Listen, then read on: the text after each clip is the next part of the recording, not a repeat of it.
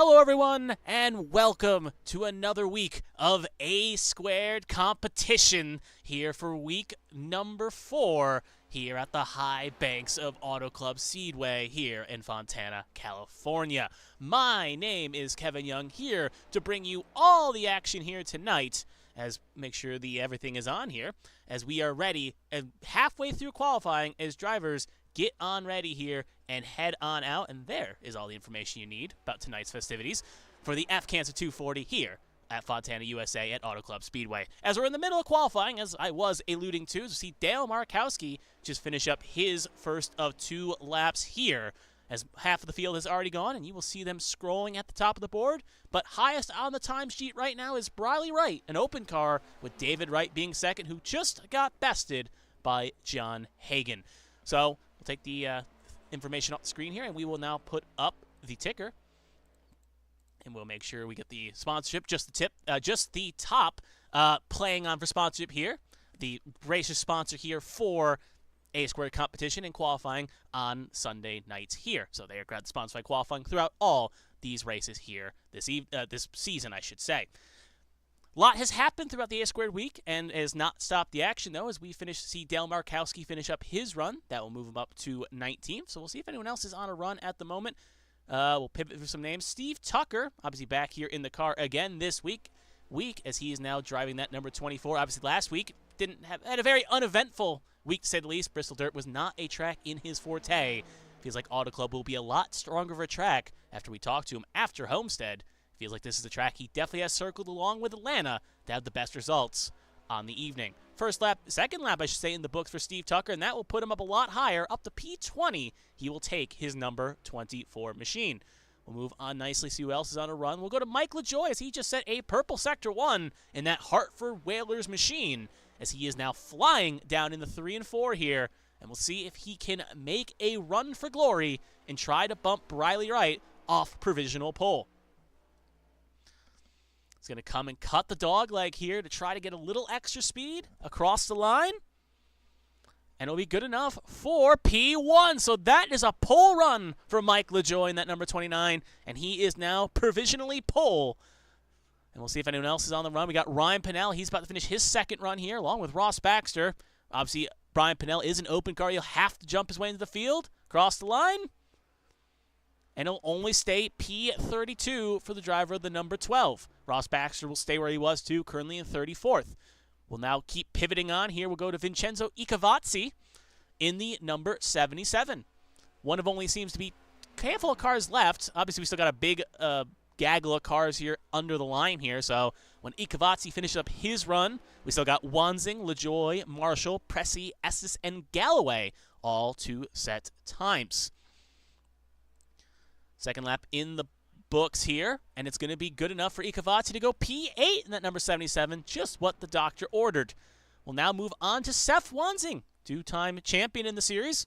He's looking to have a good run here in that number 5 after a great showing at Bristol Dirt last week. Got that 5 car in position 4, if I'm not mistaken. At least it was a top 5 run to match the 5 on the side of the thing.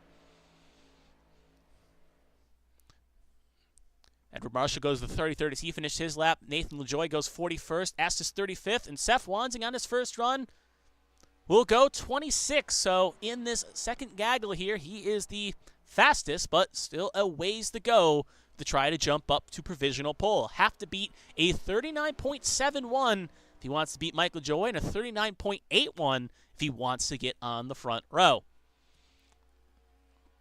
Pick another angle here just to see as he goes around the car. And we'll go over all the schemes in a second, as it is a themed week, but I want to make sure we do not miss any action of qualifying here before it all completes. He comes off of 4 here. Edward Marshall, a blistering lap. He'll jump up to P2. Can Wanzing join the line here? Cross the line? Only good enough for 11th. So Edward Marshall, you can see in that 16th, gets that car up to second. And we got 44 seconds left, and it looks like Roberts, Galloway, we'll cut to Galloway first, as Galloway's about to finish up his second run here. Galloway comes across the line.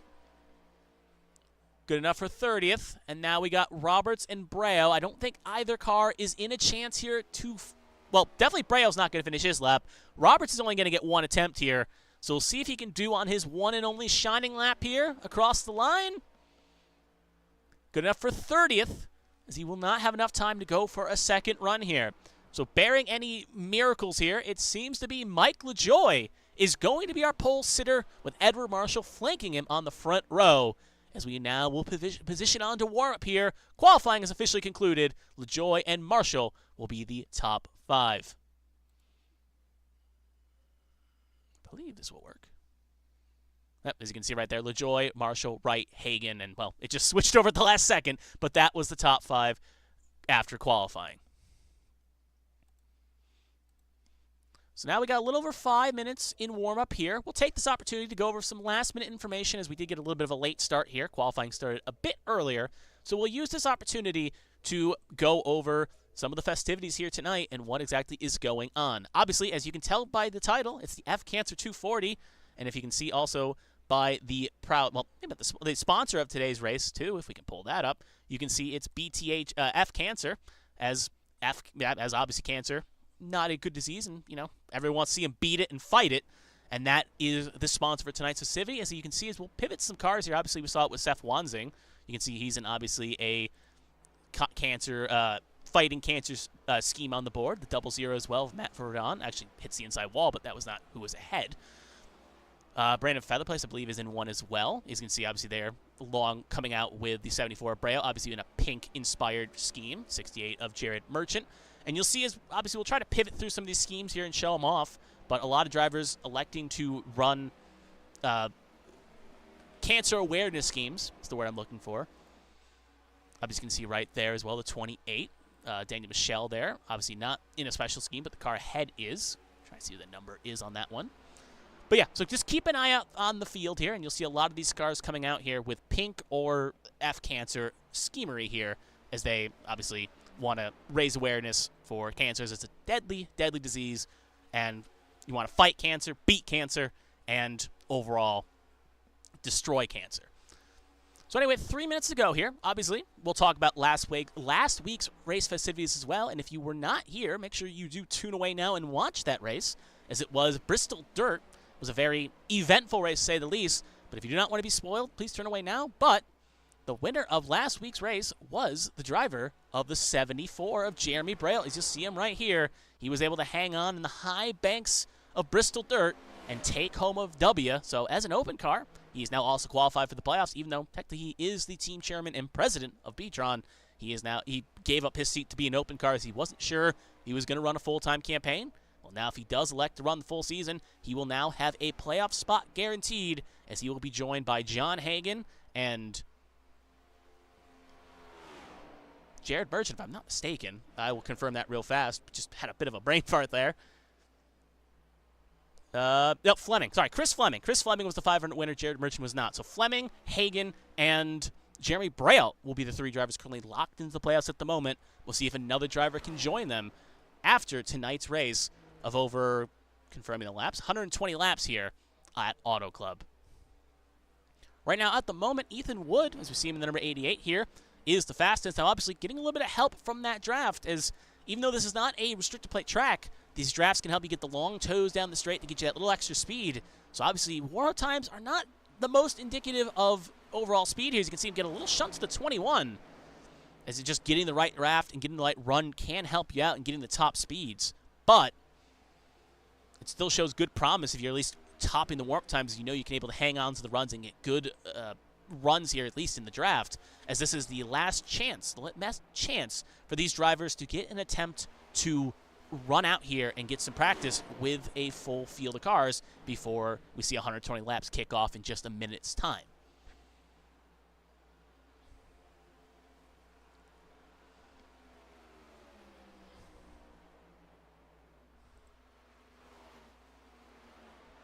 And obviously, as we see Brian Johnson's #1 supporter in the chat there, Brian Johnson ended up making the field. So first time he will start here tonight. I'm just going to confirm who the 3 drivers that didn't make it are in a second here. We'll obviously see it through the overall screen in question in about 40 seconds when we go through the grid. But since we had, I believe, 44 cars, if I'm not mistaken, we have at least 44 or 45. Let me just confirm that number real fast. Yeah, we have 46. So 3 cars ended up going home. We'll see in the main race screen when we'll see those 3 drivers in question. They did not end up making the field. But it's always a bit of a trouble time if an open car is. You always got to rely on week to week to try to make the field. And sometimes one bad run, one bad wall tap can make you from missing the field. And it can always be a bit of a damper mood. But you always got to try to get back on the horse and try again when those mistakes happen. As qualifying is about to conclude here, as we see Ethan Wood come out of the pit lane, we're going to get ready for the main race. Cody Pennell, Tommy Withers, Ethan Wood, the top 3 here in warm-up. But we'll see if that pace can dictate on to the main race.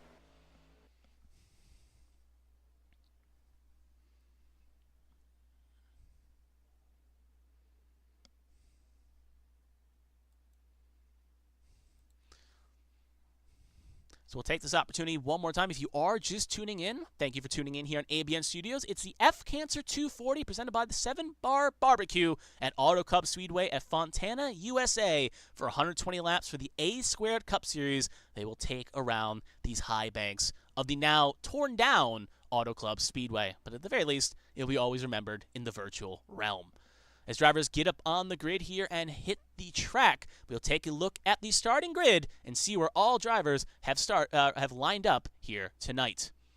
So going to the top of the screen here, you can see, making sure here, Mike LaJoy, blistering lap. He will be the pole sitter with Edward Marshall inside row number 1. Both drivers have yet to find victory in the A² Cup Series, and they're looking maybe to finally break that winless streak here tonight.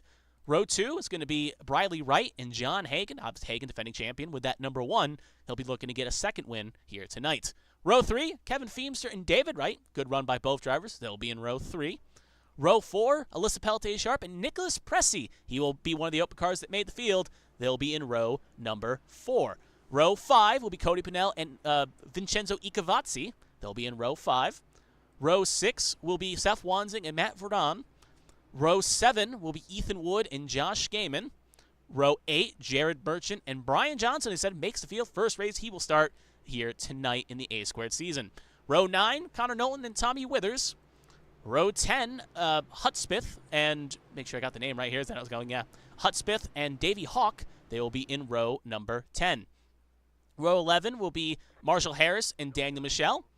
Row 12 will be Chris Fleming and Brandon Featherplace. Row 13 will be Joshua Battles and James Kerr. Row 14 will be Steve Tucker and Toby Estes. Row 15 will be Dale Markowski and Bren Roberts. 16th will be Galloway and Rupert. As we'll see, some of the open cars that not qualify will be popping up here, so we'll just have to power through. Patrick Oberstadt, Matthew Kent will be in row 17. Row 18 will be Brian Dixon and Michael Cheeseburger Lawrence. Row 19 will be Ethan George and McDonough. Row 20 will be Ryan Pennell and Ross Baxter. Row 21 will be Giampa and Longenecker, Elliot Longenecker. Row 12 will be Mongold and Jonathan Adams, Austin Mongold and Jonathan Adams. Row 13 will obviously Nathan LaJoy and Jeremy Braille. And that will be the 46th. And obviously the 3 cars that did not end up making the fields. We'll now take that off the screen here.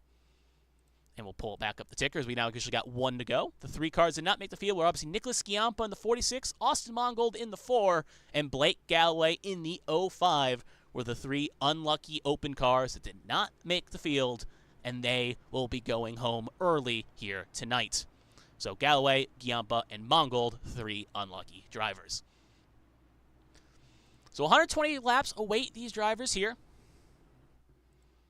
As we said, LaJoy and Marshall will be on row number 1. Looking at the information, we got 20, a stage lap break on lap 20 and a stage lap on break 60.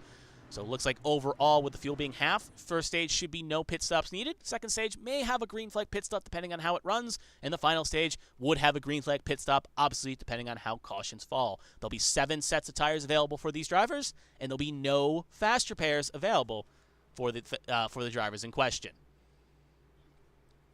Other than that, I think that takes care of that as we see the drivers coming on down through 3 and 4 as they will get ready to take the green flag. And again, with the season being so young and still very open, this is a good chance for some of these drivers that qualified well. LaJoy, Marshall, Wright, Feemster, David Wright, and Briley Wright, Sharp, Cody Pennell, Ikavazzi, Pressy, all drivers have yet to find victory. This could be their chance to punch their playoff ticket here early, so they do not have to worry for the remaining 13 weeks. Pace car going to pull on off, and we are going to get ready for the action. Green flag is out, and the F Cancer 240 is underway.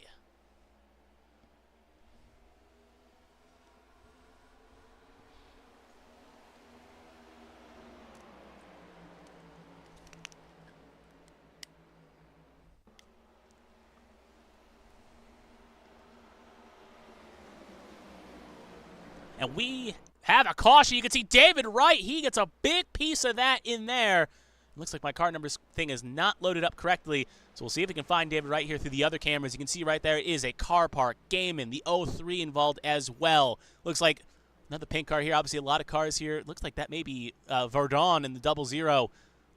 Chris Fleming also has heavy damage. We also got Vincent Ikavazzi, also heavy damage as well. So we'll have to take a look here in a second and see what exactly happened here throughout the field and what is exactly claimed these drivers and has given them heavy damage. So just give me 2 seconds here. I'm going to update my driver's camera. There we go.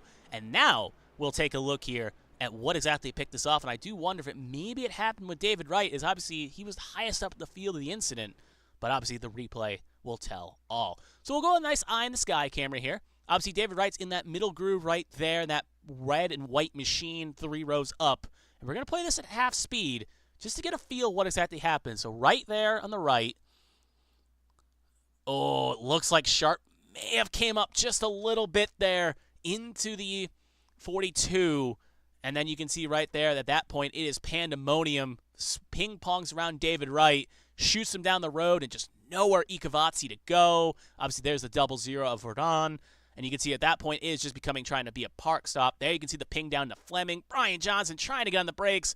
Nowhere he can go, and now we'll play it at full speed. You can see a little tap there by the 25 Michelle. Good avoidance there by, I believe, the 6. But overall, you can just see the effects that has had as multiple cars end up getting a piece there. We'll take another look again, this time from another angle. We'll focus on Pelletier Sharp. I do wonder, did Sharp come up or did Wright come down? And actually, I think we'll take a, we'll actually look for the hood camera here, as this is usually a good indicative of who exactly is the driver in question in the situation. So we're going to watch this with Sharp here.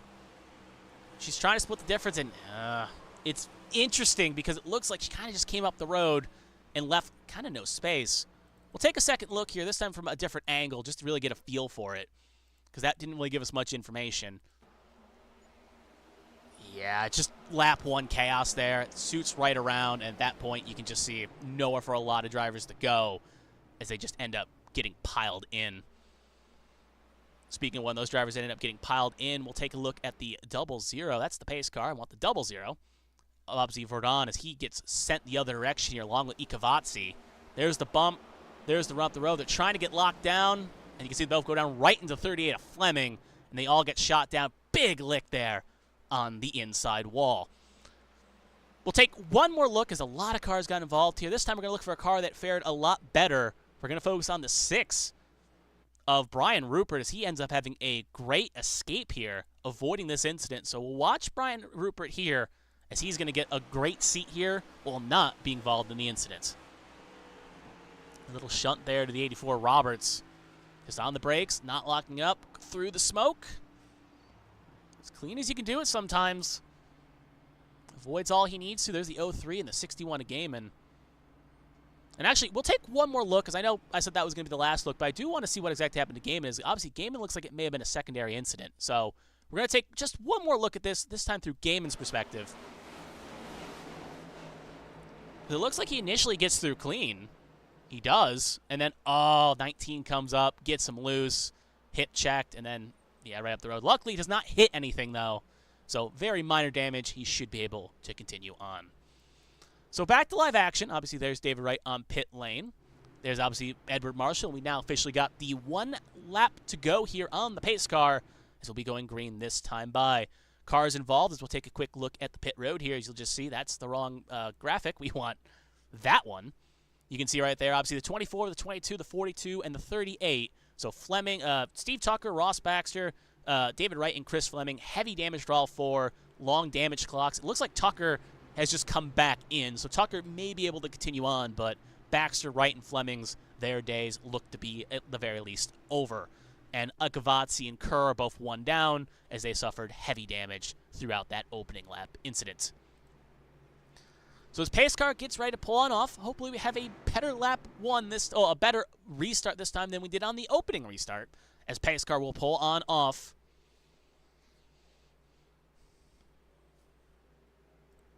Green flag is out, and away we go again. As drivers begin to fire off. Good launch by Marshall. That's the advantage you sometimes can get if you get that initial lunge, is you get kind of the control the restarts, and you can see it caught Mike LaJoy napping there, as he will now have to settle in the third place beside John Hagan.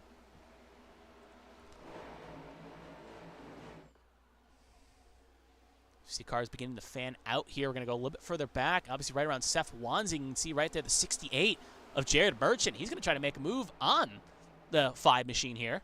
I'll see up the road as well. Feemster trying to get on the inside of Cody Pinnell.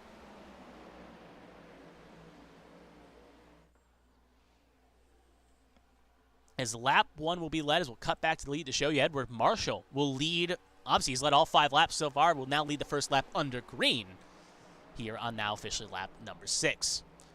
Back to the battle, we see further back, 3 wide. Gavin Hutzfeld, Seth Wanzing, and Kevin Feemster, 3 abreast here. And there's Jared Merchant trying to make it almost 4 wide. As you can see, this is what these opening laps will be. Drivers fanning out, making moves, trying to get early runs before the tires begin to fall, and it becomes a bit more trainy. So use the opportunity to make moves. 68 will get into Kevin Feemster, the 17. He will save it, though. Great save by Kevin Feemster, showing that veteran intuition. But then, instant up the road, Jared Merchant ends up getting in another piece there, as you can see him cutting through the infield grass. Can't see exactly who the other car was at the moment he was pinned with. Let's see, I think it may have been Daniel Michel. It was Daniel Michel, as that will end up bringing out caution number 2. Obviously, a minor incident in the grand scheme of things, but nonetheless, a caution that we called, as obviously 2 cars were involved on the racing surface, so it is a precautionary call, because you obviously do not want to see the cars wadded up. So we'll take a quick look here at both incidences. We'll first focus on what happened to Merchant and Feemster, and then we'll focus on what exactly happened to Michelle and Merchant. So we'll focus right here. We're going to pull it here. We're going to pause. Obviously, Merchant is on the low line there, Feemster in the middle, and on the right side is Gavin Hutzfeld, who is not going to have a piece in this incident. We're going to get a nice angle here, and we're going to play it out here from a different shot, and we're going to play it in here. Ooh, let's see. He's holding his line. Looks like he may have drifted a little bit in the Feemster. We'll take a look again from another angle. But then you can see the second incident. Oh, I don't even think that's 100% Merchant's fault. May have been 2 drivers just fighting over a piece of steak, metaphorically speaking, and both ended up kind of hitting the same moment. They both ended up colliding there. So we'll take a second look here again. If my replay ever goes back, there we go. We'll wind it just a bit, as it looks like we don't have the best of angle here to get the shot. And we'll go with a nice eye in the sky camera this time, and we'll focus on the 25 machine. Obviously up the racing surface here. We'll wind just a bit more. Running that high line. There you can see obviously the incident with Feemster. And, oh, interesting to say the least. I still kind of hold the piece. Both drivers, Michelle was coming down, and at the same point it looks like Merchant was coming up, and they both just collided in just kind of an unlucky situation. But both drivers ended up making a great avoidance there to make it something a lot worse. We'll take one more look this time. We'll go back again. We'll see if I can find a decent incident of this. There we go again. We'll wind just a bit, and we'll focus on the 17 of Kevin Feemster here, and we'll ride on board the wild ride he had going through this incident. So we're on board right now with Kevin Feemster, and we're going to watch what exactly happened to the number 17 here as he goes off through 3 and 4.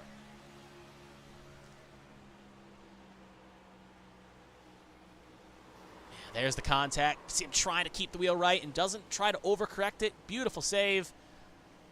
And just half a second later, there's the contact that brings out the incident. So ends up Feemster kind of getting bailed out by the caution.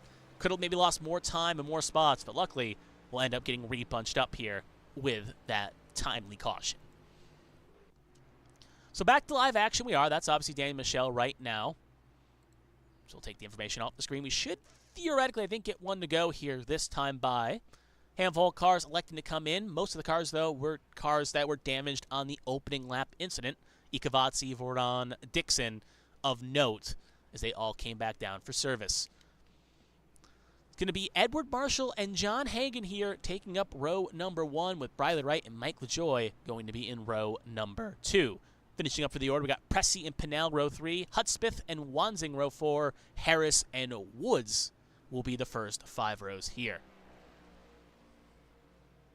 At the moment, we have 37 cars still on the lead lap. LaJoy, Kerr, and Baxter, I believe LaJoy is 1 down. Kerr and Baxter are 2 down. And then obviously you can see Steve Tucker, David Wright, and Chris Fleming 6, 7, 7 respectively. But again, it looks like all their days are officially done. However, we may see them possibly come back out if they can get it fixed. If by chance, maybe if other drivers have chaos, they could try to reap the benefit and get a few extra points. Because, for instance, Fleming, in this case, obviously he's already got a lock in, but for Wright and Tucker, you never know how if one couple points could help you when we get to the cutoff race at Talladega in a handful, many weeks here, over 12 weeks away. So control will be on Edward Marshall here as they enter the restart zone, and we take the green. We'll have over 11 laps remaining for stage number 1, as stage 1 will end on lap 20. Pace car will pull on off. Control will be on the number 16. Green flag is out, and away we go. Good launch by the 16, but Hagan keeping them honest as they come across the start-finish line. And all right there, Marshall trying to break some toe there to not allow Hagan a chance to try to make a move on him.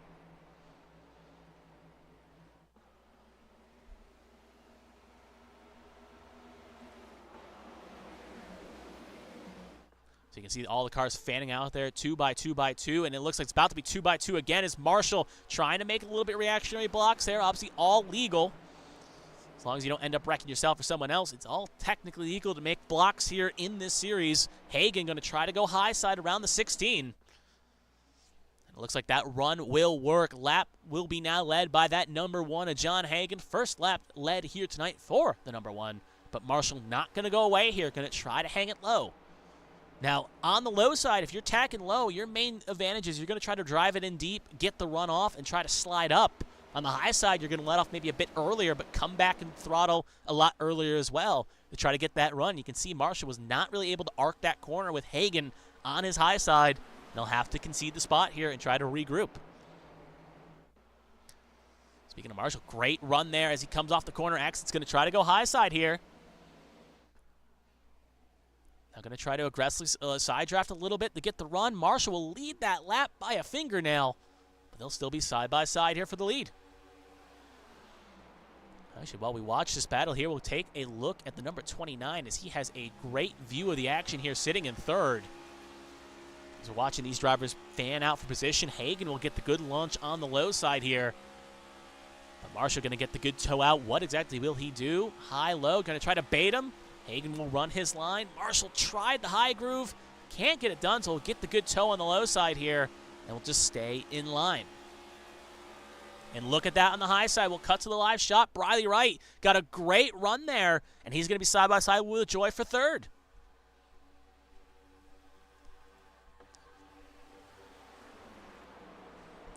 So Briley Wright going to try to hang it on that groove, and you can see by those lines on the track, it's kind of indicative of how many lanes you can get. And Wright will make it look easy. He'll be third, and now look at Cody Pinnell. He's also going to try to get a piece here on LaJoy. Shooting it down the long straight here. This is the problem. Sometimes when you get pinched on the low side, you can see the ill effects, or when the tires fall off too. As you can just see, you'll get trained if you're not careful. Luckily, the 29 will stop the bleeding here, as Seth Watson will not follow suit as well, but LaJoy will lose 2 laps. 2 spots, I should say. More importantly, as you watch the battle for the lead, you can see, actually, that's not the battle for the lead. That's lap down James Kerr just trying to stay out of the way, but that's going to give a little toe to Hagan. I did see at least a move. What I wanted to say, though, fastest lap of the board was just Briley Wright a second ago, now bested by the 25 of Daniel Michel. And you can see right now cars fanning around that 75 machine. As we're going to cut for a second just to show you, as right now it's going to hold possibly someone up if you're not careful. Adams in that Cyberpunk machine is going to go low along with Michel.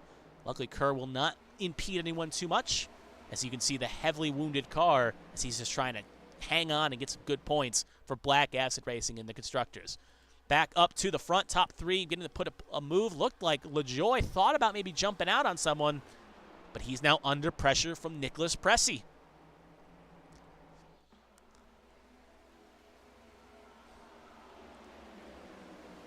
So he will slide back in line. Seth Wands was also able to get around while we were watching the action here. And it almost feels like the calm before the storm at this moment as we see a big train here as no one has truly been able to pull away. And in turn, that allows, as they get bunched up, more runs. Drivers get a little bit more antsy. So Joyce trying to hang off charges. We're going to cut back to the lead. Hagan and Marshall side by side here. And look at that. Hagan trying to get up, maybe put a little bit of box on Marshall. As well with Davey Hawk and Briley Wright battling there for third. Ooh, Marshall couldn't get the job done. He'll fall back to second. Wright and Pinnell side by side. So obviously, Davey Hawk drove that 28 last season, now in the hands of Cody Pinnell. And Seth Wansing trying to cover everything we can. Only got one angle. We'll see if we can find a camera that catches both battles. You can see right there the battle for fifth. We're going to cut back up to the lead. And Edward Marshall, as you can kind of see through halfway motions, will take the lead of this race again. And he will lead another lap. Now, these drivers have to be careful. They're running kind of aggressive here, kind of battling it out, getting tough. But there is that risk where if a driver gets a little bit too close, they can end up taking both each other out. We've seen it happen throughout tons of different series that have run here on the ABN family of networks in different next-gen cup machinery. We've seen drivers be aggressive, and one end up getting hooked in the other one if they're not careful. So drivers will have to make sure they run their lines and leave enough space to avoid catastrophe, because especially with no fast pairs, you don't want your day to end early by being aggressive here in the first stage. So you can see top two has not changed, but Seth Wansing showing that veteran presence. He will clear Briley Wright, put the two-time champ up to third. As you can see, the 28 of Pinnell, the 51 of Wright, and the 94 of Pressey all under a blanket here. As we'll go a little bit further back to see, Pinnell not going to get that charge. He'll have to slot right behind that 94. We're going to cut back up to the lead as Hagan still looking to make a move here on Marshall. Hagan on low side, Marshall on high side. Marshall in the preferred drive-off spot. You can see right there just trying to side draft him a little bit, bring him back. We got 2 laps to go in the stage. Pit lane officially closed as we are now running to the stage.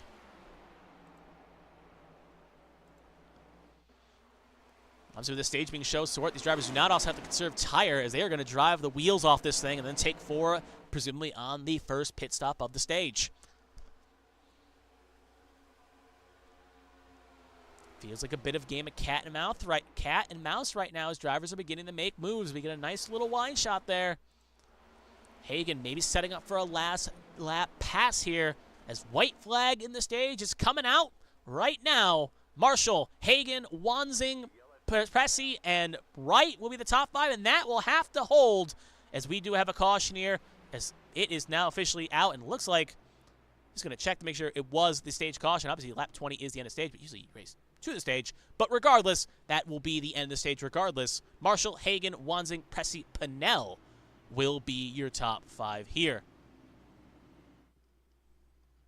That looks pretty much chaos, so I think that was the call for the stage. So overall, Marshall, Hagan, Wansing, Pressey, Pinnell, your top 5 with Wright, LaJoy, Hudspeth, Marshall, and Wood, your top 10. And actually, we'll see if we can get that real fast here with the results screen. So just give me a second here.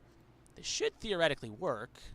Yep, there we go. Marshall, Hagan, Wansing, Pressey, Wright, Pinnell, LaJoy, Hudspeth, Michelle, and Woods will all get stage points here. Jonathan Adams missing out on stage points by 1 position.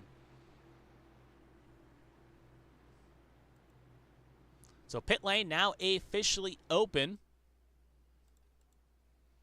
We'll see all drivers come in. As we'll check a look on the pit road camera here. Obviously, we'll take a look back on this spot here. We'll focus on our pole sitter, Edward Marshall, as he's obviously going to have the first box being the pole sitter. Oh, that luxury had the best angle. Obviously, car looking pretty clean, so no damage to really report of. So it should be a quick stop. Question is, when any drivers elect to roll the dice, maybe take 2 tires. Obviously, with a full tank of fuel, you're going to take, obviously, 4 tires here at the very least as it fills it up, but some drivers will roll the dice. Looks like Jonathan Adams may have missed his box. And it looks like Jeremy Braille, interestingly, taking service in the same box. Maybe ran out of pit boxes here depending on how it played out. But anyway, away they go. You can see a good launch there. Obviously, Jonathan Adams, only car not to pit there.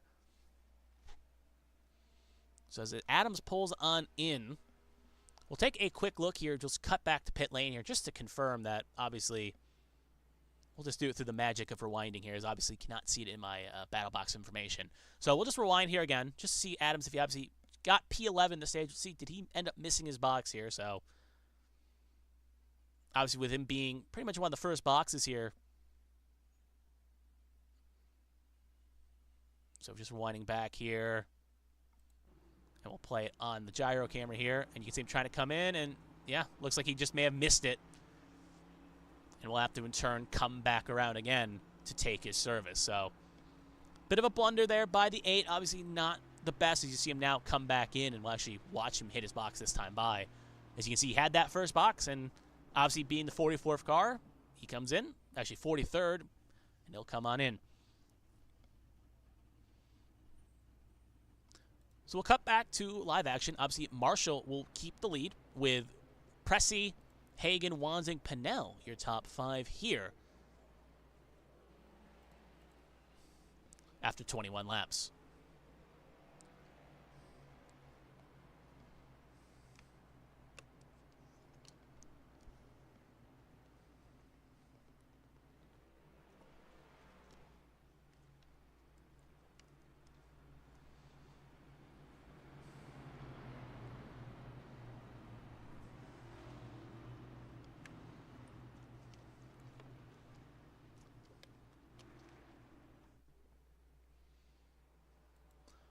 Okay, thank you for joining us here as we get ready for stage number 2. Lights are out on the pace car. One quick thing to note before we go green. Obviously, we saw Braille hit the same box as Edward Marshall. If you are curious why that is the case, simple. Auto Club only has 43 registered pit stalls. We had a field of 46. So because of how they qualified, with Braille being the 46th car on time, but being in... actually, it wasn't a 46th time, but anyway, he got in through some team switcheroos and all that, and because he got in, he ended up obviously getting the last stall there, and when it looped around, he ended up getting the stall there. So obviously right now, Braille and Marshall sharing a pit stall, but won't affect either's times. Pace car going to pull on off here. It's going to be on the control of Edward Marshall. Pressey will be flanking him on the high side. Green flag is out, and away we go again for stage number 2.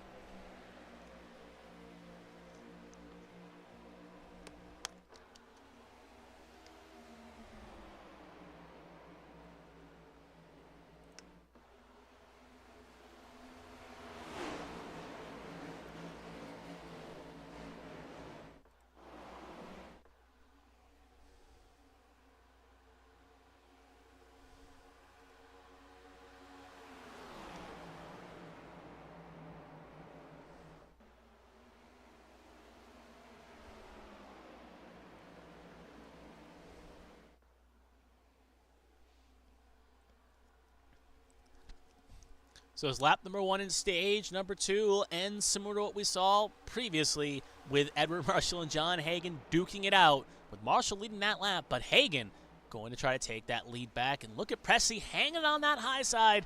We side by side with Seth Wanzing as they head off down the long straight here. Other cars beginning to fan in and out. You can see another pink car there. I think that's Ikavazzi. It is not. It's Connor Knowlton. Obviously, a lot of pink and white machines. You can get a little bit mixed up if you're not careful. 4 wide. Wanzing stuck in the middle. So you have to be careful not to drift up. A little bump in the right. They'll settle it out between themselves. But Wanzing will be the big loser. One of the big winners there is going to be Michelle and Knowlton, as they both will gain spots. Remember, for those eagle-eyed viewers at home, if they do remember, Daniel Michelle, that 25, was the last driver to win at Auto Club 2 seasons ago, as he found luck while A-Squared was still running the full competitive schedule of the Real Life Cup Series. And obviously, with the track being moved, they didn't run last year, and they've run it again here now. So Michelle looking to go back-to-back. Something Gaiman couldn't do last week at Bristol Dirt, Michelle looking to try to do that instead. Battle for the lead up front. Hagen, Marshall still taking blows at each other. Hagen will get clear, but almost cleared himself a little bit too aggressively. Almost got himself hooked on the front of Marshall there, as they will be heading off to the corner. You can see Pressy and Michelle. Michelle really trying to make that high line work. It's interesting. Reminds me a bit of my old Champ Car days, trying to pioneer that high line. Another driver to keep an eye out for is that 34 Brandon Featherplace, up 19 spots from where he qualified. One of the biggest movers here tonight. Obviously the biggest one being Braille, who obviously started last row of the grid, now in firmly outside the top 10. Actually now in the top 10. But that 34 moving quickly here up the field. Hagen running a bit defensively there.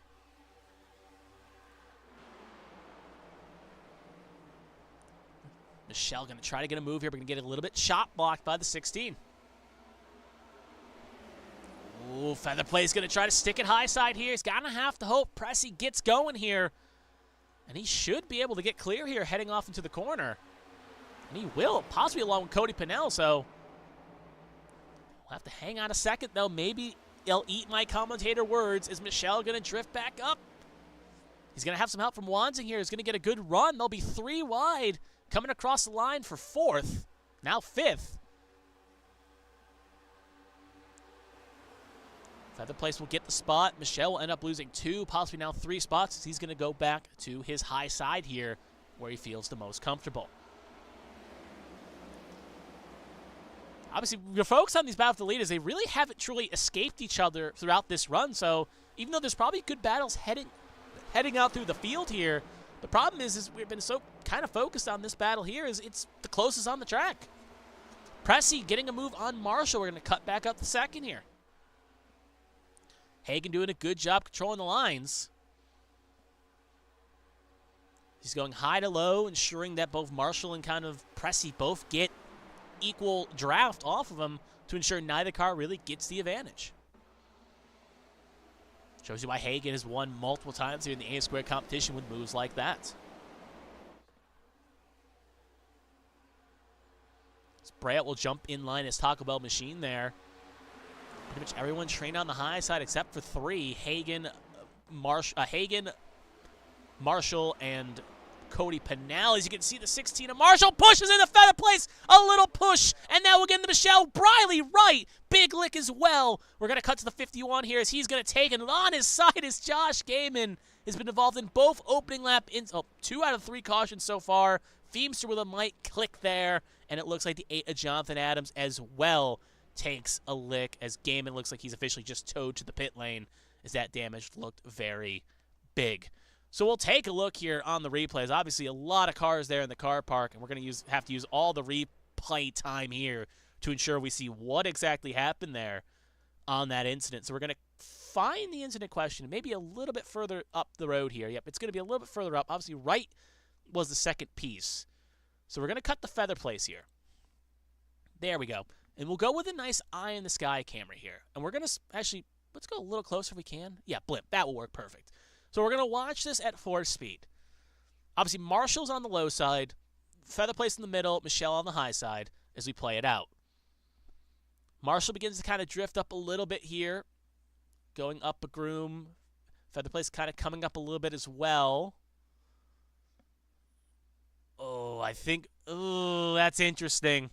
Because Marshall never, it almost looks like net code there to a degree. As you can see, rest of the cars piling. I'm going to rewind it just for a sec because I do want to see it again, if we can. Because it looks like very close, to say the least.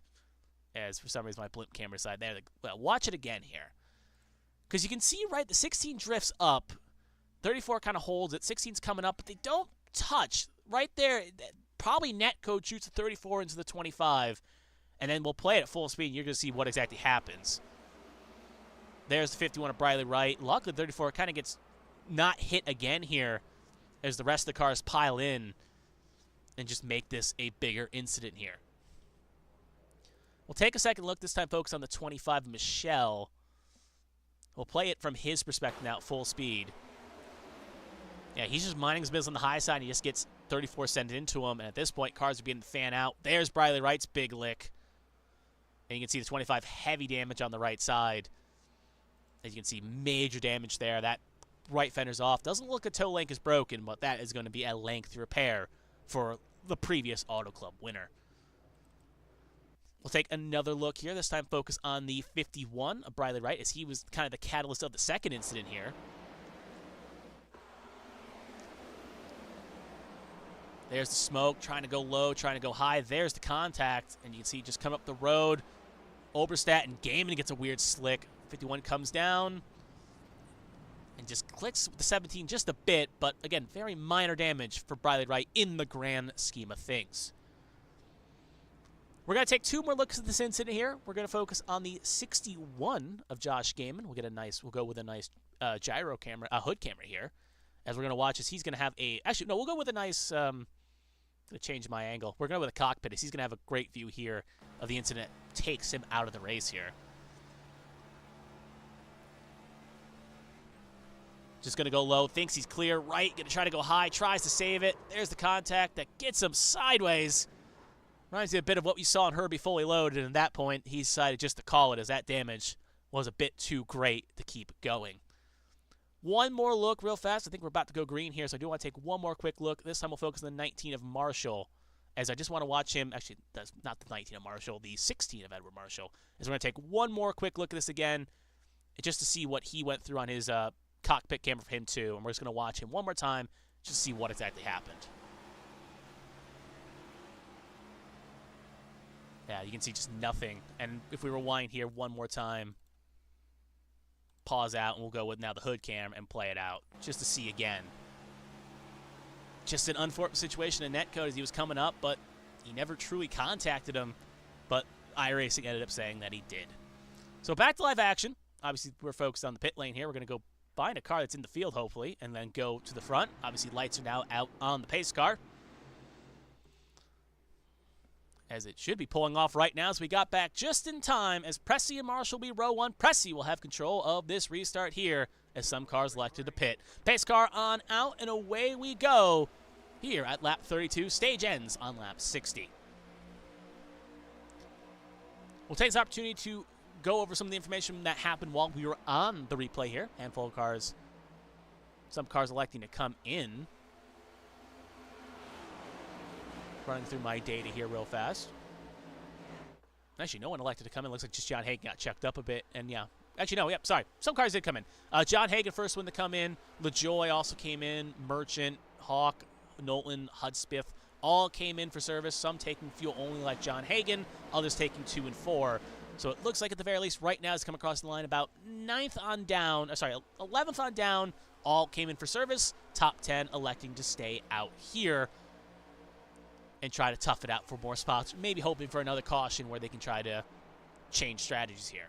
That lap will be led by Nicholas Pressey, but Edward Marshall going to try to rip it around the low side here, is going to try to get a good run, and he will clear the 94 as the sun is beginning to set here in Fontana, California.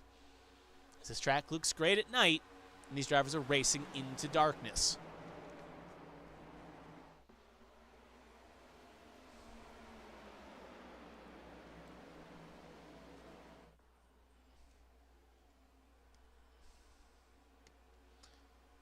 Marshall will lead that lap again. Cody Pennell there, now going to fall in the second. Pressey going to go down the third.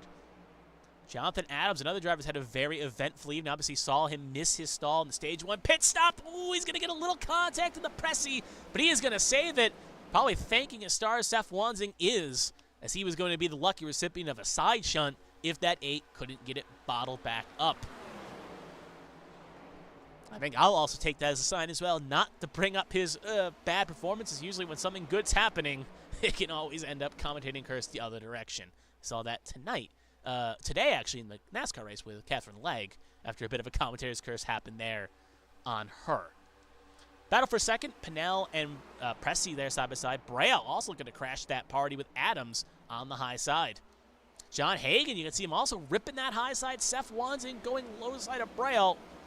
Kind of sinks we don't really got a really wide shot here. It is just Battle City here as cars are fanning out for positions.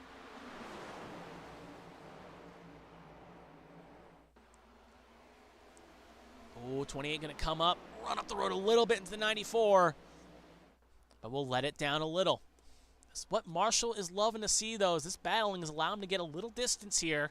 Obviously not far enough to break any toe, but at the very least give him some breathing room here so he's not under pressure every lap here, and he can end up kind of saving his stuff and run the line he wants to run, as we see Pressey and Adams fighting again here for second. 2 by 2 by 2 by 2 throughout the field here. Low line include, I believe that is the 8, the 28. Pinnell almost clips the corner panel to Sharp there. And there's a contact. I was going to say, we thought we got clear. That should be a caution. Braille, wrong way into the wall. Looks like it's going to be single car, though. Well, 2 cars were involved, but luckily no one else with a major piece. Is Braille going to wait to come back around here? Well, now, presumably as the track's clear, he'll fire it back up. Sharp looks relatively okay for what happened. And overall, it looks like it will be going to be, luckily, a minor incident that could have easily been catastrophic, depending on where it happened. So we'll take a look at the replay again. Sharp on the middle side, Cody Pinnell on the low side, and the 74 on the high side. The blimp camera worked last time. We're going to run the blimp camera again, as we're going to go nice and slow here. Sharp, obviously, in the low groove there. Pinnell almost got in a little contact last time, being a bit aggressive. Oh, Sharp left the door open. Pinnell tried to fill it, but ended up clipping the corner panel. Sharp tries to save it, bottles it up a little, has it saved, but in turn gets into the 74 of Braille, who goes door side, backside first, then door side into the wall there. Luckily, again, the 18 did not end up looping it herself, and in turn will keep the 74, will keep in turn no other car getting involved. In the same point, Braille, luckily no one else will pile in, as you can see, without playing at real speed. 23 almost got an incident there. Luckily, again, no one hits them, so very minor incident. We'll take a look here again. This time we'll focus on the 28. I'm curious to see what exactly happened here. We're going to go through, we'll go for a nice hood cameras. This usually is indicative to see. Meanwhile, a lot of cars coming in the pit lane. We'll update you shortly on this. We're going to take one quick look at this again, this time from Cody Pinnell. Was he a bit over-aggressive, or was the door there? There's a hole there, but he geared it up just a little bit too much. I would at least argue, and got in the corner panel of the 18 there. So maybe just a bit too much acceleration. Maybe thinking the 18 was accelerating too, but that will be the cause of the caution. Back to live action, you can see, as I was saying, pit lane very crowded. Everyone electing to come in except for one, Nathan LaJoy in that 49 machine. He will stay out in the Tony the Tiger inspired machine. Presumably, if he does like to stay out here, he should theoretically, he will take the lead, obviously, but that will also keep David right there. You can see, obviously, back in the race here as they've gotten that car fixed. However, he is surprisingly not, would be more down than you would think. I think he's only currently 7 down. Obviously, not easy to make back up as Steve Tucker would be getting the wave around here. So Tucker's going to get the wave around. If the 49 does not pit, it will keep David Wright on 7 and put Steve Tucker on 6. Obviously, there's still a lot of cars ahead of them or laps down. As you can see, Gaiman's 2, Baxter's 2, Harris is 3, Kerr's 4, Tucker's 6, Wright 7, and Feta Place now 8. So overall, it is not likely, again, these cars get on the lead lap, depending on how the Lucky Dogs fall. But, again, one extra spot, one expedition could come out and help you dearly when the season battle. So Wright will have to drop to the back. Steve Tucker will get the wave around here, now putting him 7 down. Meanwhile, up front, it is going to be LaJoy and Hagan, row 1. Nolan Roberts, row 2. Woods, Hudspeth, row 3. Estes Hawk, row 4. Adams, Pressey, your first 5 rows. Important to note, LaJoy took 4 tires on his stop. It also looks like he had some damage to fix up on his stop on lap 30. Hagan came in for a fuel splash along with Roberts. Nolan, first driver on 4 tires, is going to be Adams and Pressey, both sitting 9th and 10th. So keep an eye on them. Slow stop for Marshall, but it looks like he ended up electing to fix some damage along with a few other... Actually, no, he didn't fix any damage. It looks like he may have just had a slow stop overall on speed. So that is why he is further back, currently sitting in 18th. We're going to have a 20-lap dash to the end of the stage here.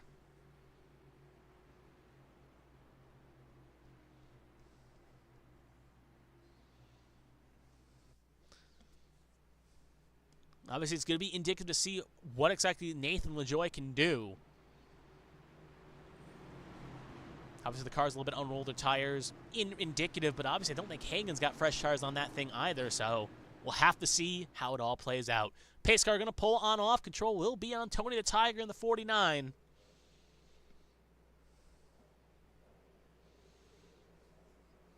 Green flag is out, and away we go. You can see LaJoie did not get going. He's getting pretty much pushed by Roberts. And the two, and he looks like he just had a blink out for a second, so we're going to cut to Hagan. Hagan, though, also couldn't really strike there as well. So it'll be side by side. Roberts in kind of the sucker hole here. Hagan going to try to drink it around the outside. Still not fully clear yet, but now officially clear, and it looks like Nathan LaJoie going the wrong way quickly on the low side, as he is now currently sitting 3 wide, going out of 3, currently in 9th, now 10th. So it looks like it is a major fall for that number 49. So we're going to cut back to the lead here. The number 1, the number 2, currently sitting in number 1 and number 2. Not teammates, but sharing a similar paint scheme as they come across the line here to start lap 42.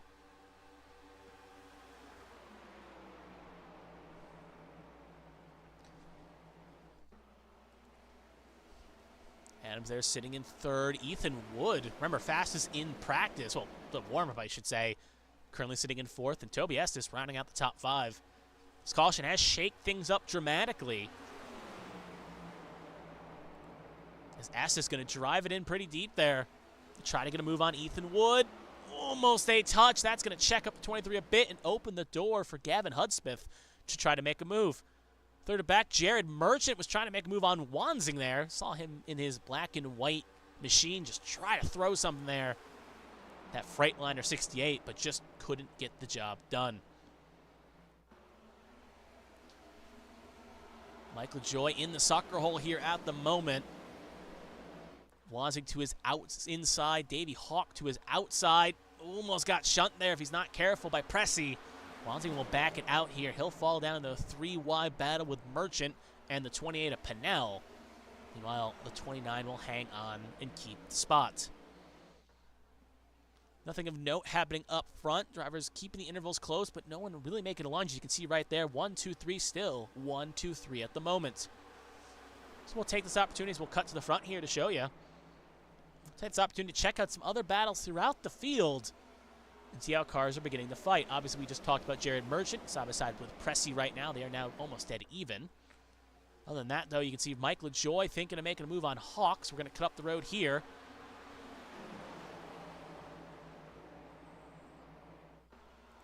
We're going to jump around when we see things here. Is obviously this is a bit of a calm moment here. Up the road, obviously Ethan Wood now beginning to make a move on the Roberts, or I should say the other way around. Roberts trying to make a move on Wood.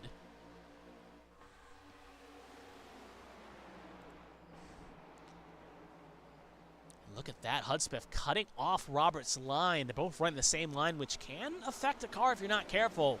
The experienced drivers know how to, in turn, get those runs needed, so we'll see if it's something that's always bothered me is when someone runs your line, you always try to find a different line or change your lineup just a bit to get that good run. You can see now Roberts going a little bit in the middle groove here to try to get a little extra clean air on the nose of that next-gen machine.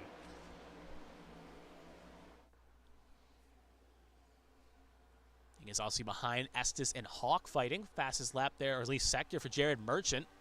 Just inside the top 11 here. So he's fighting for the last stage point right now with Nicholas Pressey. We're going to cut watches for a second here, but it looks like it's getting a little bit closer up for the front for the lead right now. As you can see on the wide shot, battle for 3rd, Adams and Hudspeth fighting it out for 3rd. Roberts also going to take the move, so Adams stuck on the low side here. And it looks like Hudspeth's got a fast 83 right now. Roberts looking to join him as they'll be side by side for 3rd. And look at that run Adams getting. Try to go low, now going to go high. But we'll end up losing 2 spots for his troubles. Again, for those tuning in right now, stage is going to end on lap 60. So we're still got a little ways away before the stage ends. But drivers are going to fight it out tooth and nail. Look at that, 3 wide. Davey Hawk low side, Ethan Wood in the middle. LaJoie going to be the big winner as he'll get away from this. As he'll now be side by side with Adams.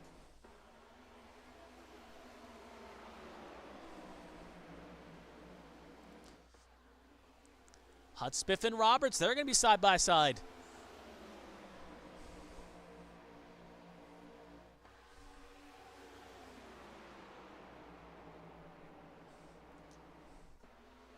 They battle it out low to high here.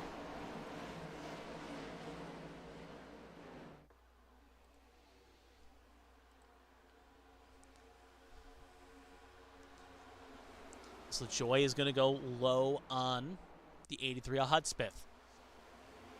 More importantly, well, got this second. Seth Wansing, big lick to the high wall right there. Looks like it snapped on him. We are going to stay green because it's only single car, but major damage for Seth Wansing, and he's not even going to be able to pit here. Luckily, the track's going to be clear, hopefully eventually here, as he's going to come down. We are going to take a quick look at that, if I can pull it up on replay. If it will let me pull it up on replay here. We'll back it up here just a second. We're going to focus on the 5 here, and we'll get back to live action.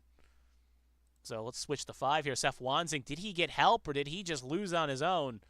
So we're on replay here. Seth Wansing, big lick here. Oh, he got a little push there on the corner panel, and it's a miracle that was one car, as no one else was luckily there. Obviously, Seth Wansing not too thrilled, as that looked like a shunt from the high seas, at least from the incident, and that will presumably end Seth Wansing's day. Back to live action. You see him just limping down pit lane. We're going to cut back up to the point. Obviously, real fast to reiterate, the 1 and 2 are teammates. They are both teammates for SRD Motorsports. So, they are teammates, so my correction on that one. Obviously running similar paint schemes, but you never know sometimes. But looks like Nolan going to get dispatched here by the 84 Roberts. Obviously, Ben Roberts not in the same team can confirm that one for you, as he is the obviously team president of 1MA Racing. So he has no allegiance with the Smeal Racing Design Machines. As they will go low and try to reiterate their 1-2. Jonathan Adams, in turn, drives for, I believe, confirming it real fast. Yeah, he drives for B-Tron, so overall, a bit of a mixed bag of field, but one thing you can confirm, it's all Fords in the top 8 positions. This is a sea of blue ovals. Adams and Roberts both will get around the 2 of Knowlton, but Knowlton, no, not to let an opportunity go to waste here, is going to try to answer back on that low side. Almost gets into Adams for his troubles, though. Another car down pit lane. Looks like Ryan Pinnell had to take service too here. Just noticed him on my battle box. Not going to cut away from this, but we'll see how long elective it is, but could be a bit of an interesting stop for Ryan Pinnell.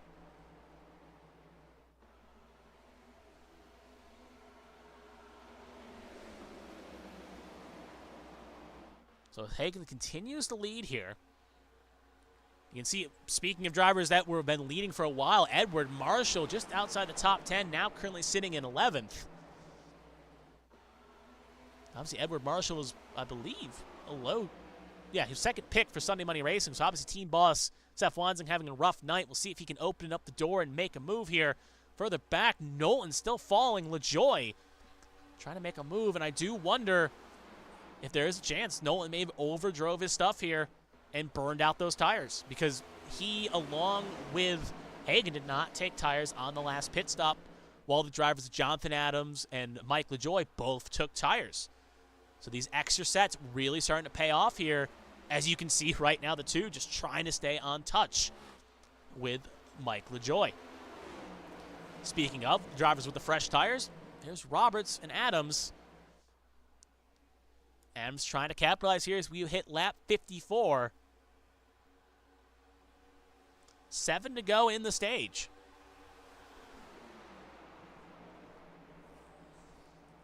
And you can just see that tire advantage playing nicely there as Adams able to make a move. They're both going to get around the 19 lap down machine of Marshall Harris for Bowie Esports. Knowlton will slide into 5th. While we have this opportunity, we're going to actually watch again with our nice Hartford Whalers onboard camera of Mike LaJoy. As we saw him have one of the best seats in the house last time, he's going to do this again here. Obviously, our pole sitter got fresh tires in comparison to the field around him. Only one on his strategy is Jonathan Adams, along with Marshall and Pressey, but they are both currently sitting in 7th and 8th, respectively. We'll see if he can do anything here with 6 laps to go in the stage.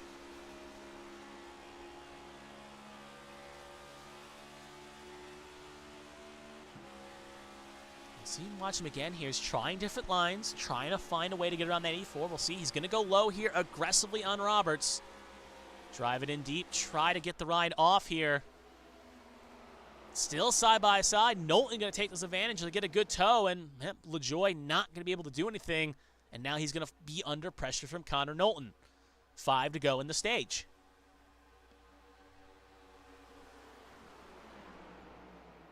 Meanwhile, back to the lead. Adams looking to take a piece of it. You can see him on that low side right now.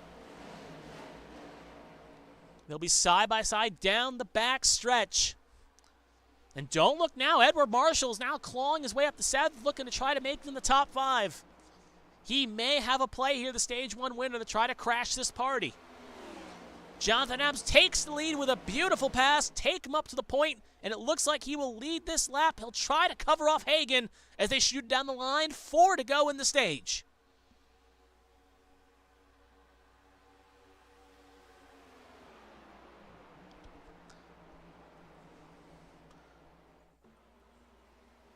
Adams going to try to box out Hagan a little bit. Hagan going to get a better drive off high. Can anyone crash this party? If we do get a caution for this at this point, it presumably will end under caution. So these drivers are racing hard for the stage finish. Adams trying to do what he can. Hagan in the better runoff position. He will get back clear. Hagan now going to go high-low. Adams trying to get the draft. 3 to go in the stage. Roberts 3rd, 4th, and look at Roberts and LaJoy side by side for 5th. We'll cut to that for a second, but look at how deep Marshall just drove it. 3 wide for the top 5. Can he make it stick? Look at that in the Saucy Nuggets machine. Battle for the lead. Oh, spin in the back. 21 around. No caution called. We are staying green at the moment, even though you could argue that was 2 cars. Race Control will not, or iRacing will not, deem it a caution. We play on. Oh, Adams just hits the wall a little bit. That is going to hurt his run. Roberts going to be low side on Adams. Marshall and Knowlton side by side for 4th.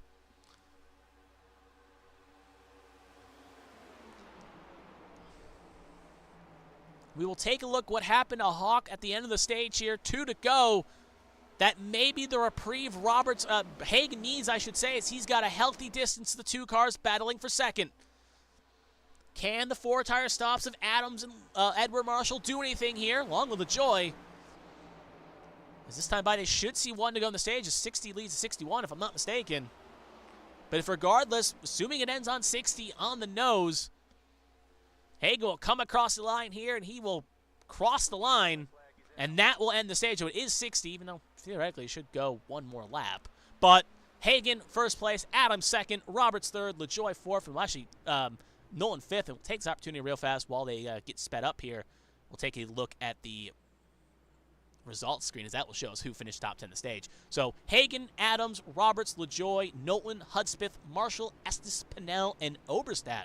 Your top 10 in stage number 2. Matthew Kent just missing out in 11th.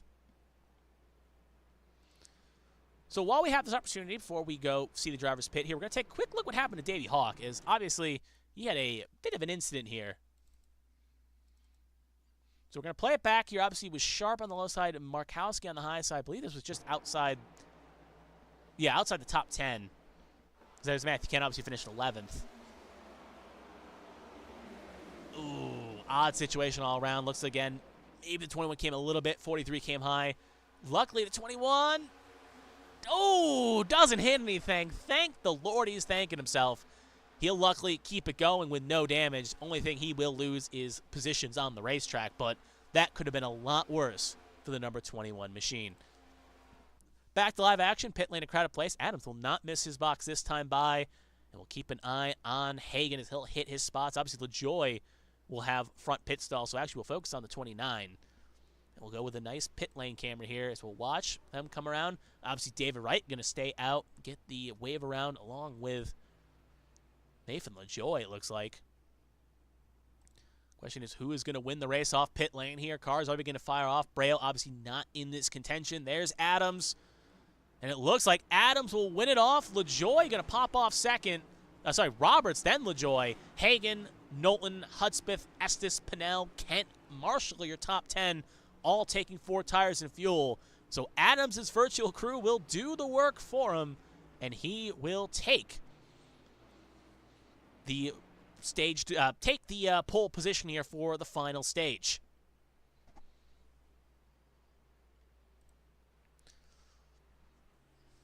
So as the field gets bunched up here, we're going to take a quick break here. So I'll take an opportunity to get a quick sip of water. So thank you. You are tuned in here on ABN Studios for the F Cancer 240. And we are going to take a quick break. But please do not go anywhere. We'll be back in about 60 seconds.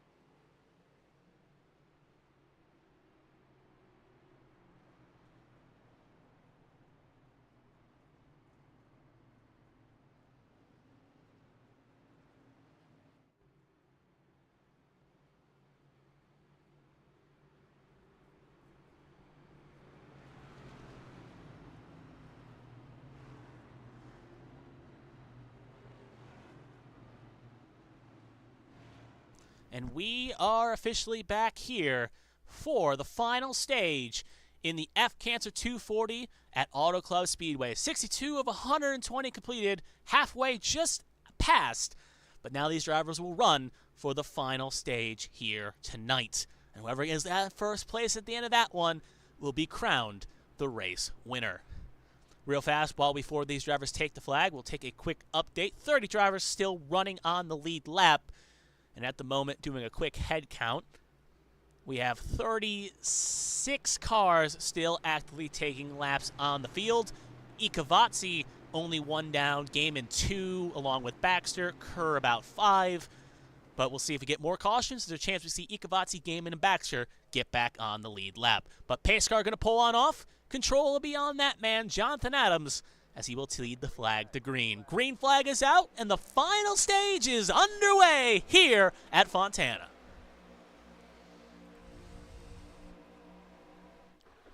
And quick caution there. All right, we'll have to see what exactly it was for. Seeing of note, oh, we see right there, 88 of Ethan Wood coming up the road. Oh, everyone will skate around him. So Ethan Wood is going to be around here, but obviously when there's smoke, there's fire. So usually we'd go through a side replay camera, but I'm not. See if anyone popped up on the battle box here. If not, we're just going to rewind. Yeah, it looks like it was. Oh, looks like it's going to be maybe around Steve Tucker. Oh, his pace car can almost hit him there. So we're going to take a look here. If my replay pulls out. There's Ethan Wood. It says Steve Tucker was involved in the incident along with Verdon. So we're going to cut around the 00 here. And the 00 and the 24. So we're going to watch them as this restart plays out. Obviously, they're further back here. Oh. That's a very weird situation. They both come down, but then what exactly happens to Ethan Wood? We'll figure that out in a second here. Actually, no, we'll do this completely. So we're going to watch this again. We'll focus on the 88 Ethan Wood. He's further up, so they check up there and have their own incident. That causes the caution. But what exactly happens to Ethan Wood? Completely unrelated to this. Oh, the checkup. He got Elliot Longnecker. They both checked up. That got him low to high, and that shot him up the road. So an indirect incident that happened because of the incident between Verdon and Steve Tucker. Speaking of that incident between Tucker and Verdon, that's an odd situation there, as 88 hit 24. But we'll take a look here again. We'll watch it this time from the 24's perspective here, as this is just an odd incident. Rewind it back. Is it just going to be a situation where drivers just check up and caught napping? Okay, drivers go. Oh, well. Oh, okay. We're going to take one more look at this. Obviously, you can see I believe it's the 43 just up the road there, pulled out, and in turn, it just looked like the inside line didn't get going the way it needed to, and the effects that had. So this time, we're going to focus one more time, this time on the 43 of Tommy Withers. And we're going to go with the nice, well, actually, yeah, we'll rewind it here for a second, and we're going to watch it from the cockpit of him. So obviously right behind Nathan LaJoy. Oh, yeah, 43 didn't get going, and we'll just do this real fast just for record keeping. So focus on the 49 as he did not get going there. I believe he's just going to... Yeah, he was a little bit further back of the 22, checked up a little. Looks like he out-revved the engine there, maybe in the wrong gear, and in turn that caused the effect that caused the caution. So just an odd situation all around. That will bring out the caution. Obviously, luckily, well, Tucker and Verdun got heavy damage. Looked like Wood got a little too. But that will be our next caution. Obviously, this will be beneficial for Edward Marshall Harris. It looks like he will get the wave around here to get one of his laps back. So that will put him on the same lap as David Wright, but that is still going to be a healthy amount down. In turn, this will actually bail out Ikavazzi, as he was only one down, and now he will join the pack of the lead lappers, giving us 31 on the lead lap. In turn, we'll now allow Gaiman and Baxter to fight it out for the lucky dog here. If we get more cautions, both drivers could theoretically get themselves back in contention here, depending on how it all plays out. So not much has truly changed here off the restart. Adams still going to have control. Robert's going to be flanking him on the high side.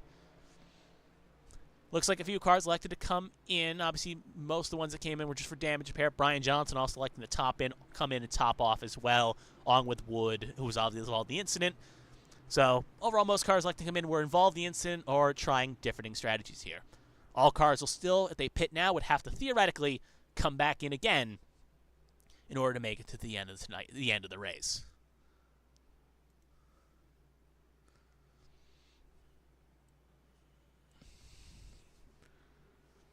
So it's kind of odd situation. They'll get stacked up here. There's a little bit of an extra cushion there on the high side, but they should get all nice and bunched up here as they're just drifting a little bit further back. So Adams will be on control again. We'll see if he can get a good restart like he did last time.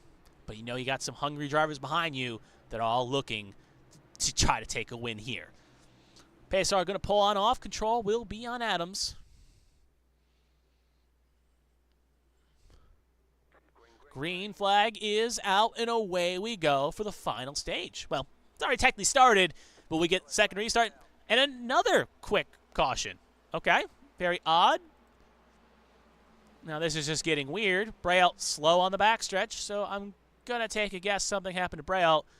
So we're just going to, instead of usually doing the replay camera, since it just happened, we're just going to, with the power of video editing, see what exactly happened to Braille. Okay, this is another odd one. Braille and Verdun get involved. We'll play it at full speed. Oh, and very odd situation. As it looks like, again, it may have been another stack-up situation where the 43 may have got affected and someone didn't go. So, obviously, so we'll take a look here again. Obviously, we're going to try to get up an angle here. So we're going to focus on the 43 this time. So I just saw what happened, but it's going to be right around here. We'll go inside the 43's cockpit of Tommy Withers. And we're just going to kind of watch, just to see what exactly happens. Obviously, this is the 43. You can see at the top of the screen.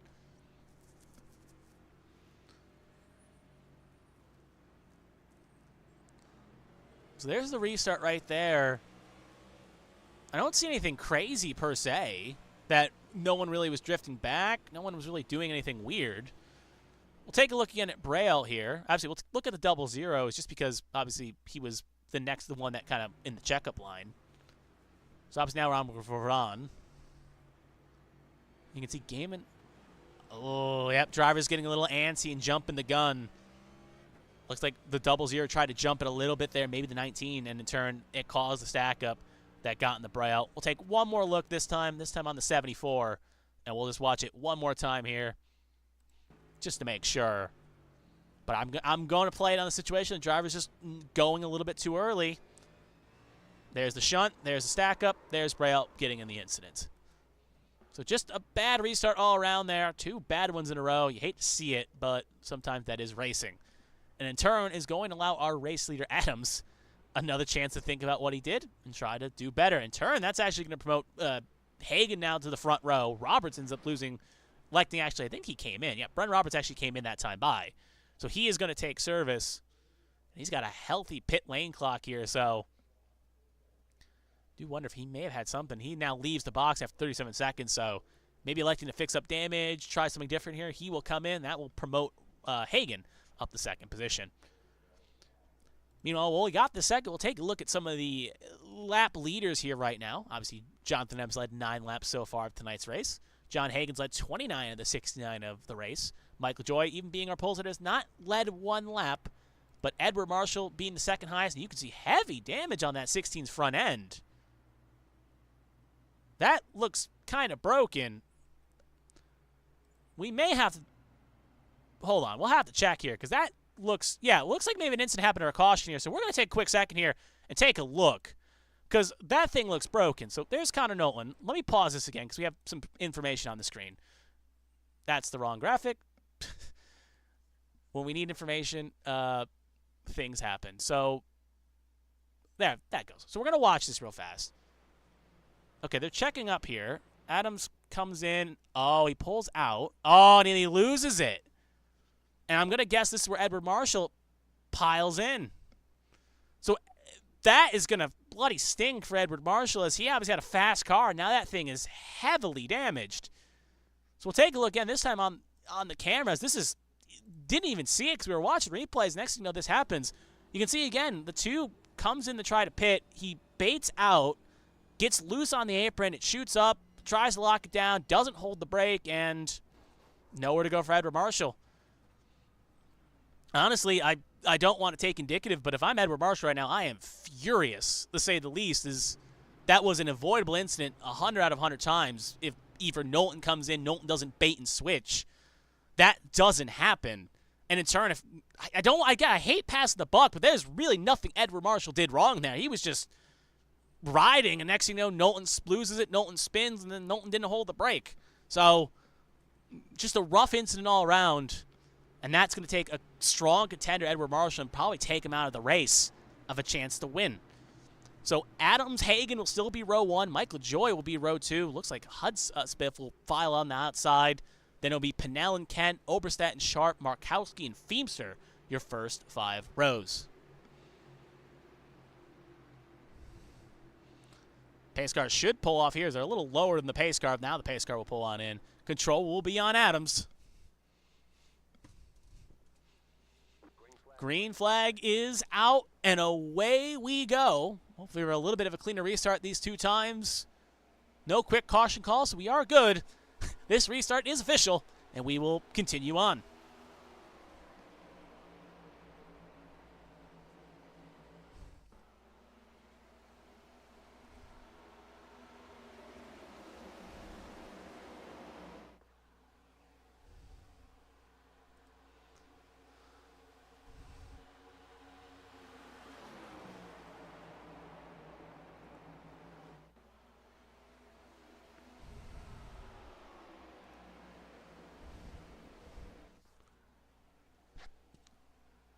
So now the first official green lap of stage number 1, the final stage, I should say. Stage number 1 was about an hour ago, is complete. Lap 72 of 120 now officially started. Adams will lead the first one to lead the final lap in the stage.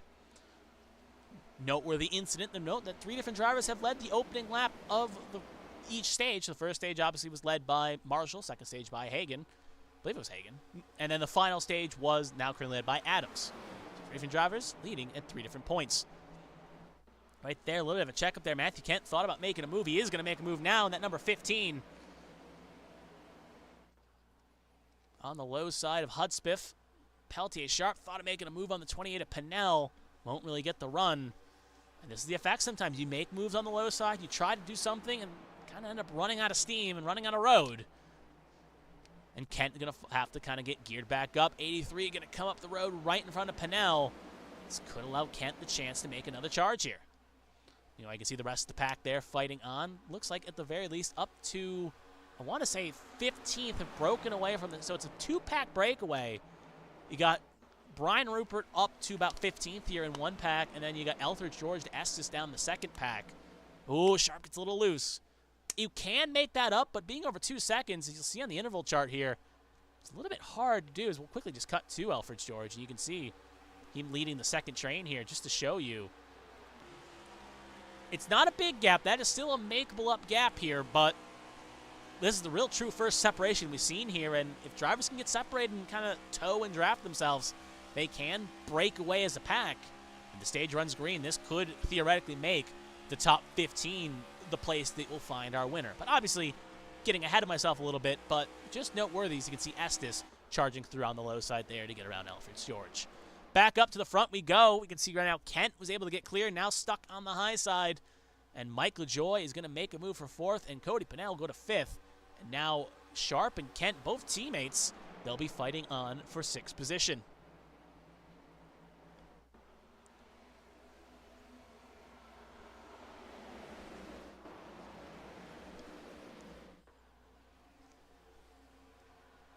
Go with a nice wide shot here, focusing on Sharp and Pressy. We're also keeping an eye on LaJoy and Kent.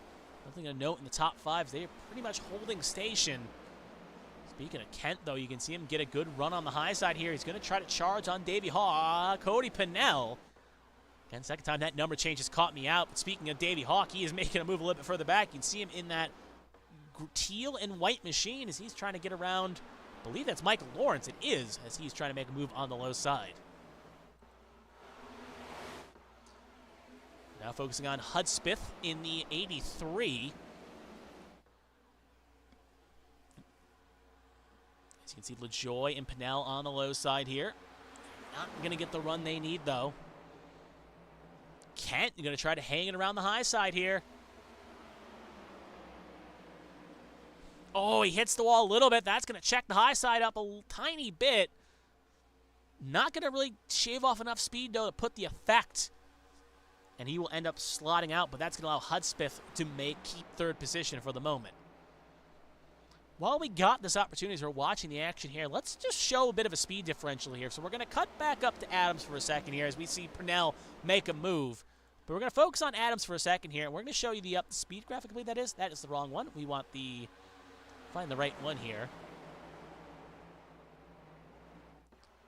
See if I can, I think it's this one. Nope, that's positions. We'll find it in a second here as we watch the battle. So the lead do not want to take away from this battle trying to find the right button. I think it is driver data. Yep, there we go. You can see the speeds here as we watch Adams running over about 200 on the straight here. And we're going to watch Adams here as we see the battle for second between Hagen and Hudspeth. Then we're going to cut to someone further in the pack here. So you're going to see the speed differential here as he shoots it down the long straight here, about 180, 183, as he's basically the Pied Piper down the straight. Now we're going to focus on someone a little bit further in the pack here. We're going to focus on someone that's kind of getting that multi-draft. Let's focus on Pressy in the 94 here. As you can see, as he comes off the straight here, you're just going to see that extra draft he's going to get. Just being in line, he's going to check up a little bit, but in turn, he's going to end up going a little bit faster off corner exit just because of that extra speed he's going to get, and in turn, allowing these runs. Same with the cars a little bit further back, obviously with Markowski and LaJoy, and that is being further back. It's allowing him the ability to get that extra draft and extra run to try to make something happen. But we're going to cut back to the lead, as you kind of saw in those shots while we were talking about speed differentials. Hagen getting a little bit prancy here. He wants that lead, and he wants to make something happen as he is charging towards the front here. Obviously, well, I would say he's charging. He's been second throughout this whole stage, but he wants that lead. He's going to get the low side of Adams. Hudspeth also there as well. Adams will lead this lap, and there's nowhere for Hagen to go, just like a parachute on the back. And in turn, Hudspeth is going to use the opportunity to try to make a lunge for the lead. Right now, he's on the corner. Can't fully clear. He'll have to leave a lane for Adams. We'll see if Adams can drive back on the high side. You can just see if you can't make the slide job complete, you're kind of a sitting duck on the low side. That low line is basically you have to drive in deep, try to clear, and then come back up. We'll see it again here. Can Hudspeth make the move stick this time? He cannot. Well, almost. He's making further progress on that B-Tron Racing 8 machine, but still just can't get fully cleared, and I think Adams will lead that lap, so he won't even get a lap led for his troubles. But he's making good inroads here. We'll see what he can do this time by. Just not deep enough. Adams will cover it off, and in turn, that will allow Hagan a chance in the middle groove there. So Hagan now back up second. That's the dangers of going low. If you stick there for a bit too long, try to make moves. Speaking of making moves, Kevin Feemster going way down the road there, along with Davey Hawk in the 21. Just saw him fanning out there, trying to make something happen. We're focusing on both battles here. As you can just see him fan out, trying to make a move, and something has happened to Hagan. He's down to 5th. We'll see if we can take a quick look if we can, as he is falling down way down the order here. So we're just going to quickly, through the power of editing, just rewind real fast. Did he end up hitting the wall here? Did he just check up immensely? So we're playing it out. Oh, Hudspeth got into him just a tiny bit. Shot him up the road, and in turn killed all his speed, and that's why Hagan has fallen back the way he did. So back to live action, you can see Hagan now down in the 7th position. And in turn, Cody Pinell has taken advantage. He is now up to 2nd. But remember, a pit stop looms for this field. I would assume, as we do not have direct fuel information here, I would safely assume that they're going to try to cut this in half, probably make it the lap 90, and then try to do 30 and 30 is the game plan here. So theoretically, we should have another 7, 8 laps before we see these cars elect the pit. Obviously, the further you go past 30, you can actually save a little bit extra if we do get a run to the checkered and a green-white checkered attempt. However, I would assume if there is a green-white checkered attempt, a lot of the field presumably will be coming down for fresh tires if they still have a set left. Adams continues to still lead the way here. Pinell 2nd, Hudspeth 3rd, and I do wonder if there'll be any love lost between Hagan and Hudspeth, as they both we saw that with Hudspeth and Hagan last time by, and you can see Hagan doing a little aggressive side draft in there. If you're gonna run me hard, I'm gonna run you hard in turn. And that's gonna allow Hagan to get back up 3rd. Hudspeth gonna be under pressure. Kent almost collided, gonna cut back to him, as he ends up kind of the big loser here, as he's gonna get sucker hold here.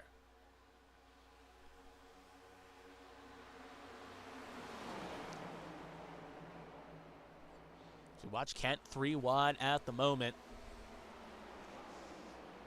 Feemster on his low side, Pressy on the high side, sharp there as well. So we're going to cut back up. Han Hagan making a move. You saw it just for a second there. Going to get around Cody Pinell. So put Cody Pinell up to now 3rd and put Hagan up to 2nd, as cars are just fanning out here, making moves.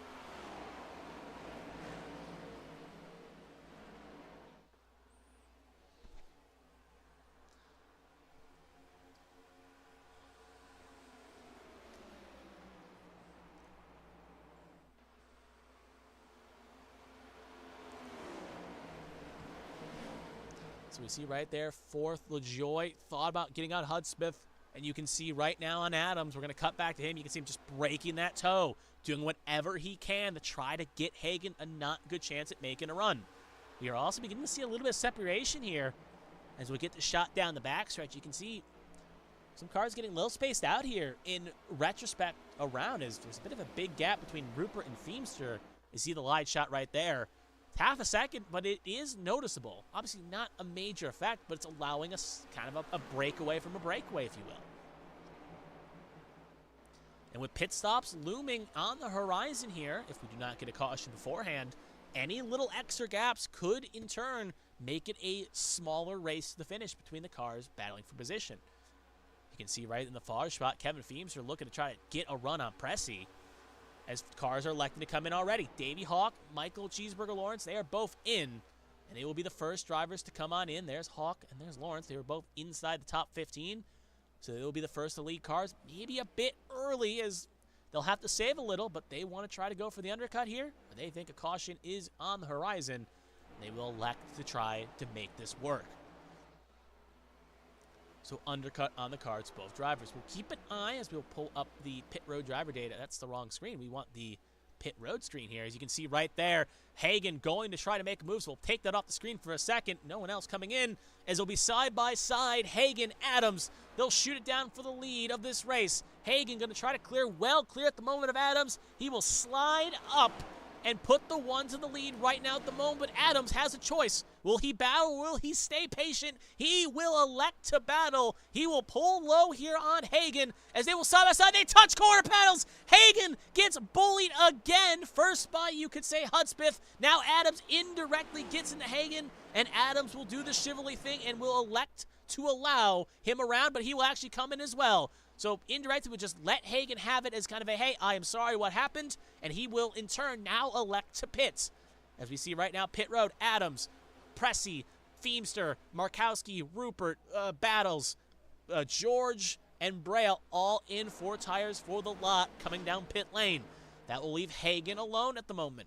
You do wonder, as 2 little inversions into the wall, is there any damage he may have to fix here as his stop looms? He's going to try to stretch it an extra lap or 2 here, I would assume, to try to get comfortably over 90. As he looks like he is coming in this time by, he will come in this time by, as he will pit in LaJoy, and Estes will stay out. You can also see Hudspeth coming in along with Patrick Oberstadt. So Mike LaJoy, our pole sitter, he will finally lead a lap in that Hartford Whalers machine, as he is going to go an extra lap by and try to make the overcut the prominent strategy here. Hopefully off pit lane here. We'll keep an eye also, Jonathan Adams at the moment, as he's currently coming up to speed now. We'll keep an eye on him, and we'll keep an eye on where he blends with John Hagen. As right now, theoretically, believe it's going to be, Adams will keep the lead, as you can see, as we see LaJoy come in. Estes will stay out one more. But there's Adams. Cheeseburger Lawrence did the undercut. He is presumably second, right now currently P2 on track. Hagen, Hudspeth, Oberstadt still coming out of pit lane now. Hagen is blending in now as we speak there as he leaves the box. So Adams should sneak on by here, as we'll keep an eye on his gyro cam right there, hood cam right there. You can see the low side. Now it's going to be close. There's Hudspeth. There's Hagen. And you're going to see Hagen come out well clear at the moment, but this is going to allow a chance for Adams to make a move here, as he's going to get a good run shooting down the corner here. Can he make these fresh tires up the speed quicker work here? Is Hagen going to be able to hang on? Estes will stay out another lap, by the way, as watching the de facto battle for the race lead. Hagen, Adams. Adams will keep the spot there for a moment, but Hagen now getting it fully up to speed. He'll have that 1 extra lap on his tires. Can he make that work? Same thing with Lawrence. He's went for the undercut. He's about 2 laps different to Adams and 3 laps different to Hagen. And right now he's going to have to hope for maybe a slight caution to save some extra fuel to try to make it work. Depending on how the fuel is going to play out here, obviously I think he feels confident by coming in that early. He's at his window. But it does make you question, will the fall be egregious here with all those tires play off? Meanwhile, there's Estes right there. That is our current race leader. Once he gets past here, Adams will put himself back on the lead lap along with Lawrence and Hagen. As you can just see the tire differential, that time by Estes ran a 41.29. Jonathan Adams ran a 39.85. So about a second and a half on speed. And this just shows you, again, when we get to, if we get a green-white check attempt or a late restart, there is going to be a point where we are going to see a situation where these cars are probably going to come in more, and staying out may not be a viable strategy unless a majority of the field does it with you. Estes will now come on in this time by. He will give up the lead as he hits his box.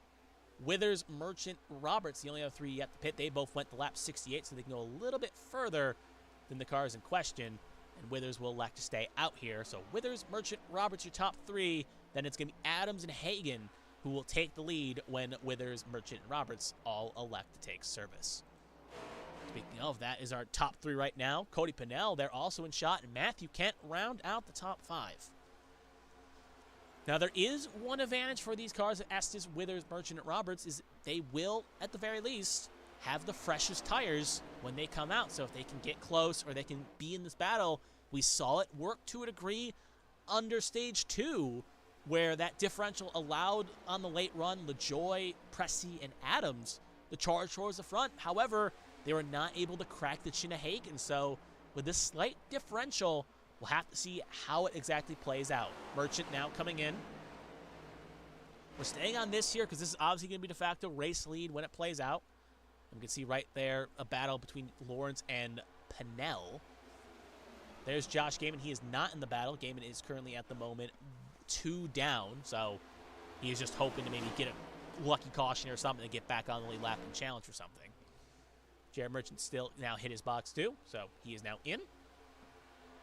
As we watch this, is Pennell going to get railroaded by Lawrence? We're going to take this opportunity to show you. There's Tommy Withers, current race leader. He is now in his number 43. And now we'll see if Bren Roberts elects to come in too. Normally this is where I would show you a track map, but we do not have that luxury with AVTVO, so we'll have to kind of imagine where they are. But for reference, there's Roberts. He ran a 41.51.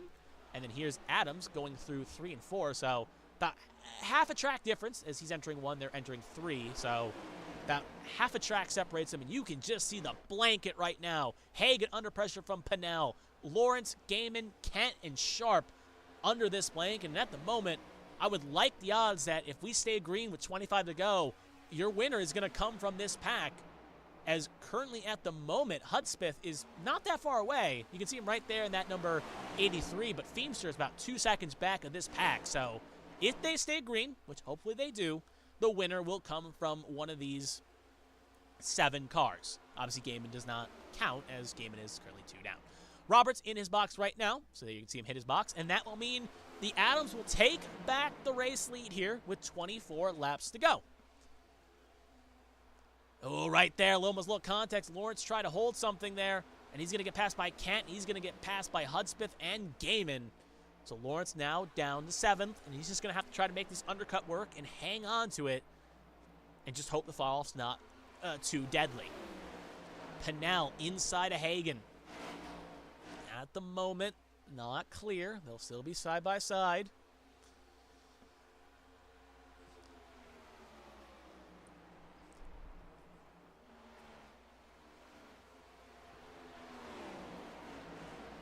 They're going to catch a lap-down car here. I took a glance. I think it's the 19. It's either the 19 of Marshall Harris or it's the 43 of Tommy Withers. We'll see in a second here, so I'm not going to cut ahead.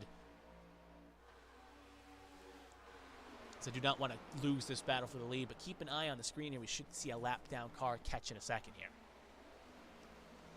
Meanwhile, looking at the battle for second, Hagan, Pennell, Sharp there, ready to crash the party. It's actually Marshall Harris. There's actually another car up the road here, too, so we'll take this opportunity real fast, riding on board with Cody Pennell here, sitting in 3rd. Looks like it's possibly Briley Wright, and then one other car up the road there, too. Hard to tell from this angle, but they're likely to catch 3 cars here. This can help the 19, but depending on how they catch it, it can also, in turn, hurt the 19. It's a 77 Ikavatsi, who's also 1 down at the moment, too, so he'll be one of the other 2 cars they catch. And right there, Adams, he'll have to make the move around that car and pick his line competitively. You go low, he'll go high. And there's Ikavatsi. They're going to be side by side. Harris will get out of the way. Ikavatsi will not be so friendly. He is giving a toe to Jonathan Adams, but right there, same line. You know, Adams is on the radio, play ball. He'll get around him fairly and squarely, but that's going to cause a bit of a checkup that could open the door for Hagan. Sharp going to get stuck there behind, too. They'll have one more car coming up as well. Not actually sure who it is. It's not Jarrett Merchant, so I think it's a car that's currently still 1 down. As we have 21 laps to go. You see the battle for second, Pennell and Hagan. Sharp, Kent, your top 5. Sharp and Kent, remember, are teammates. So you know they're going to work together a little bit. Sharp going to go around the low side of Hagan and Pennell. Got to be careful not to make contact. She'll get a little bit checked up here, and you're going to see that effect. Just not as much as she wants to go in, and she's actually coming down for service. Odd situation, but she is now in. A bit unscheduled. Do wonder exactly what happened. Obviously, she did come in previously, if I'm not mistaken. But regardless, she's now in. That will take her out of contention, and that will leave a spot. It's Edward Marshall who's they're going to catch here, who's just a bit of a sad story as he had a fast car and obviously an incident he was not a part of, but not an unwilling participant in, has taken him out of contention for tonight's win as he had a fast number 16.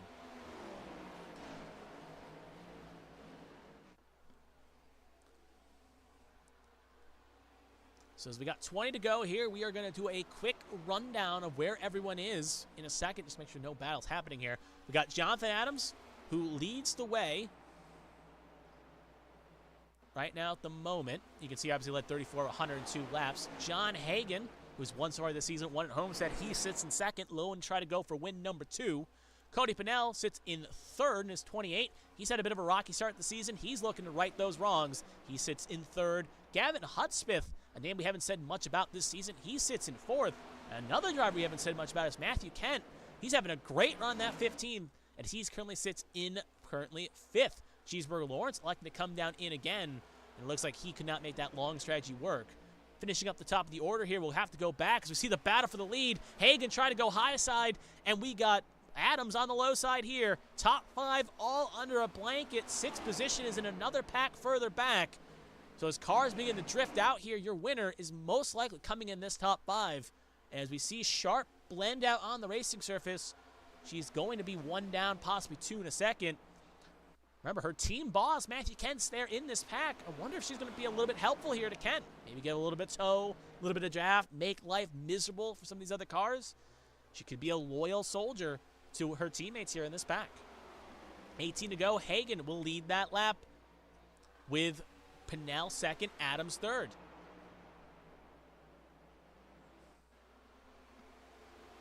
There's the 47 Cheeseburger Lawrence. He had to come down for service as his undercut strategy could not work. You can see right now Pennell side by side with Sharp. Adams stuck behind. This could give a little bit of a breathe to Hagan.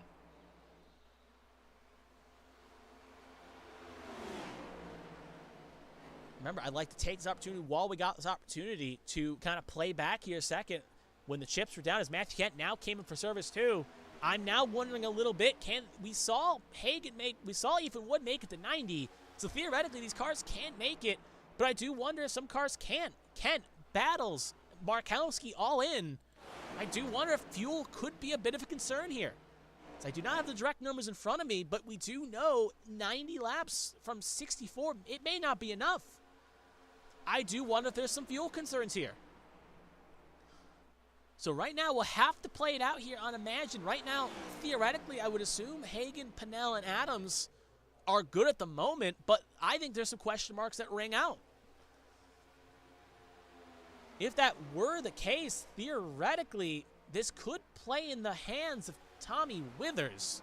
As he came in at 95, he's the highest of the drivers that went the longest. So as we watch this battle rage on top 4 begin to separate a little bit, speaking of Tommy Withers, there he is currently sitting alone in 13th. Can this long undercut work on principle?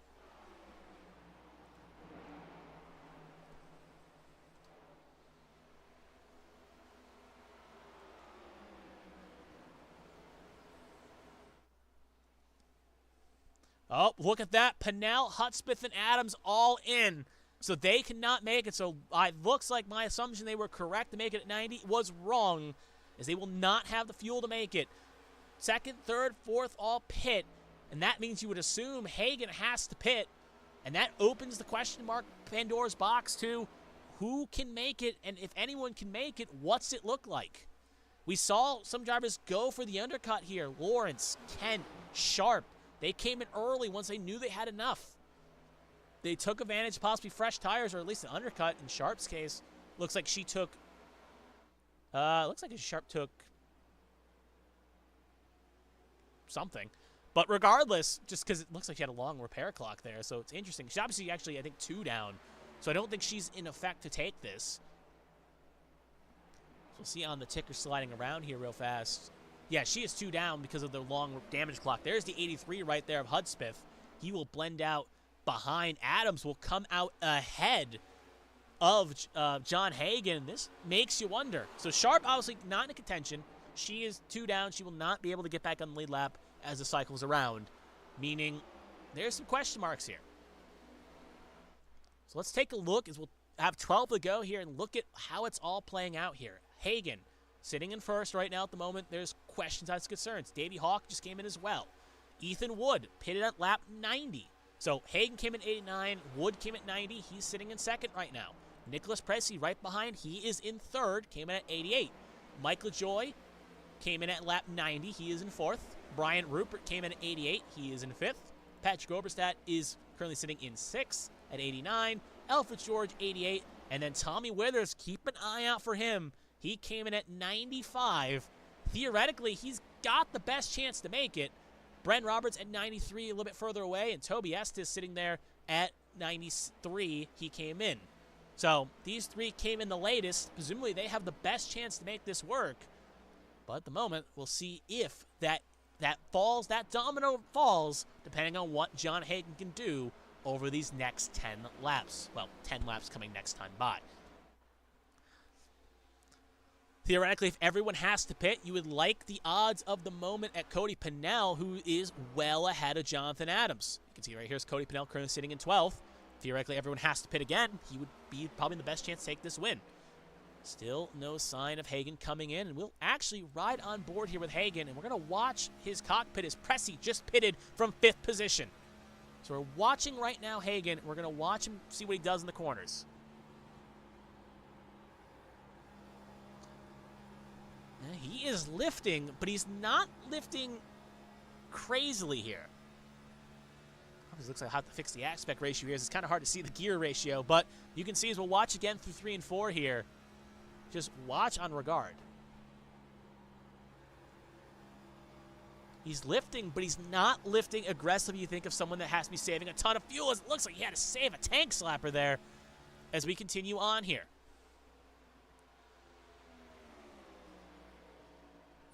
We will hide that. That's the wrong graphic. We want to hide that one as we got 9 laps to go here. Brian Rupert just pitted as well. He is in his ARC Racing machine. That remote Alfred George up to 4th. Withers now will go up to 5th.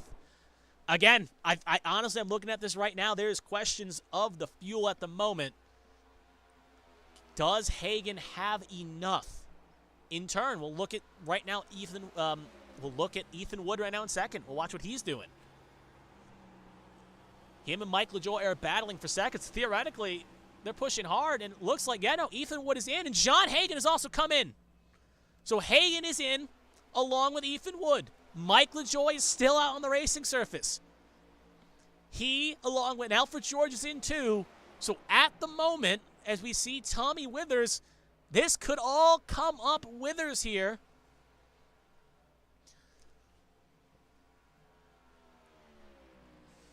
With 8 to go. LaJoy, Withers, Roberts at the moment, and Estes would round out the top 4. Pennell would slide in the 5th. Can LaJoy find 8 more laps of fuel? It looks like he cannot.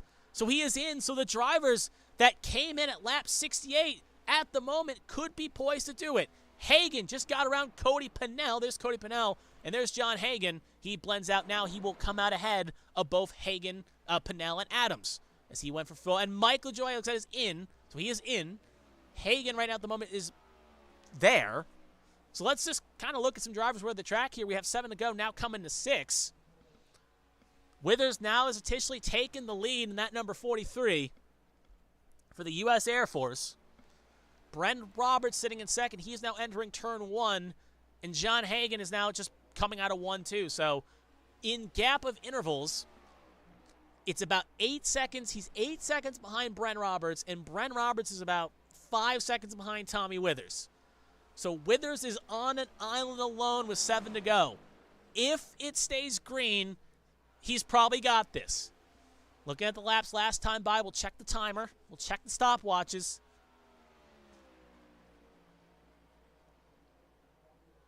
.47.8 for Withers, 40.05 for Roberts, and John Hagen obviously was on an out lap. His lap is not indicative. Again, Hagen needs a caution along with Adams Pennell to have a chance at this. If not, it could be the heist of the century for the number 43 machine. Roberts is closing in, but not at a rate quick enough. Looks like he's gaining about half, at least at the very least, half a second a lap. But the rate he's going, it may not be enough. Withers coming across the line, 5 laps to go. 4.17 is the gap between Withers and Roberts. That time by a 40.60 for Withers, a 39.90 for Roberts. Again, Hagen will not crash this party. Speaking of Hagen right now, he is going to be in a battle with Jonathan Adams. If things go topsy-turvy up front, they could have a chance to crash this party. Gap is now under 4 seconds between Withers and Roberts. As you can see, Withers come off a 4. Gap is 3.7 with 4 laps to go. Roberts is making inroads, but he's not making them quick. Actually, he's getting close. That time by 40.58 for Withers, a 40.06 for Bren Roberts.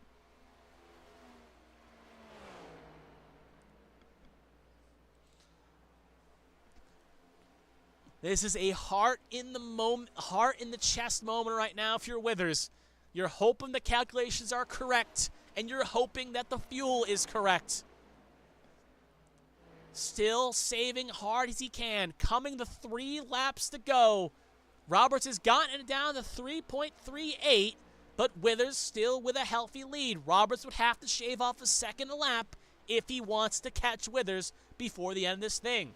We'll go on hood camera here just to show you the gap. That car up ahead is not Withers. That is Steve Tucker, if I'm not mistaken. That next car is Withers. Gap is 3.24 right now. Last time by, they almost equalized between Withers and Roberts, as I think Withers may have gotten the all clear that he is good to go to the finish line.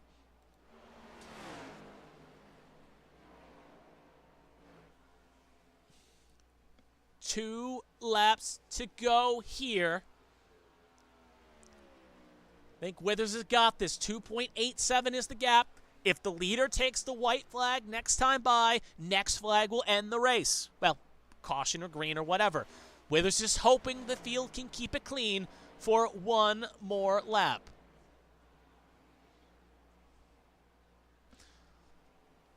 .69 between Withers and Roberts. Meanwhile, Adams has gotten around Hagen, but that really is not indicative of this thing unless we see a caution here. Gap is closed up a little bit, but it's not going to be enough. Withers coming off a 4. He will take the white flag this time by. 1 lap to go here. Has the lucky lottery ticket pulled up Tommy Withers' way here? 2.67 is the gap now, 2.5. Unless it conks out, it looks like Withers has got this. He could probably go full throttle here on home.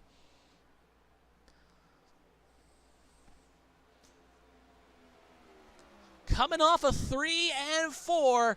Looks like it's not going to be enough, as Withers is going to win this race on an economy run. As he comes off a 4, that 43 will have the glass slipper 5th. He will punch his way into the playoffs. Tommy Withers, your winner here in the F Cancer 240, as he does it on a fuel mileage run. Bren Roberts will bring it home in second, and Jonathan Adams, in about 8 seconds here, will come across the line and bring it home in third.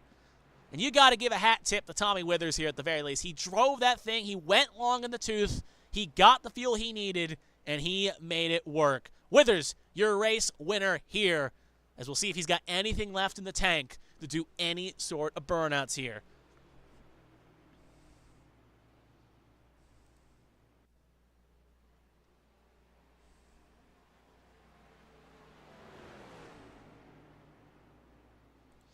Withers going to shunt there from Roberts, as he will back it up,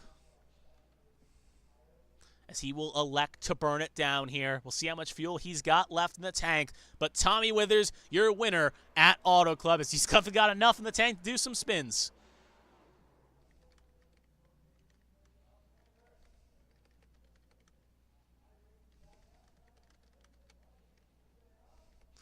It doesn't look like he's got much left in the tank here at the very least.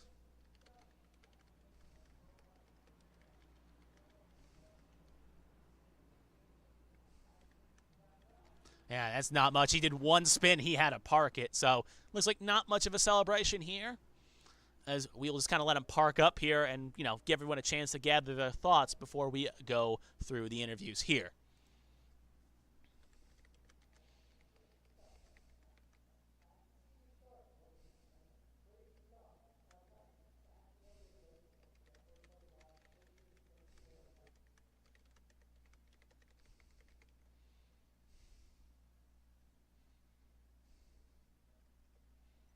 So as Withers pulls out on the rest of the field, kind of takes a second to get their bearings here.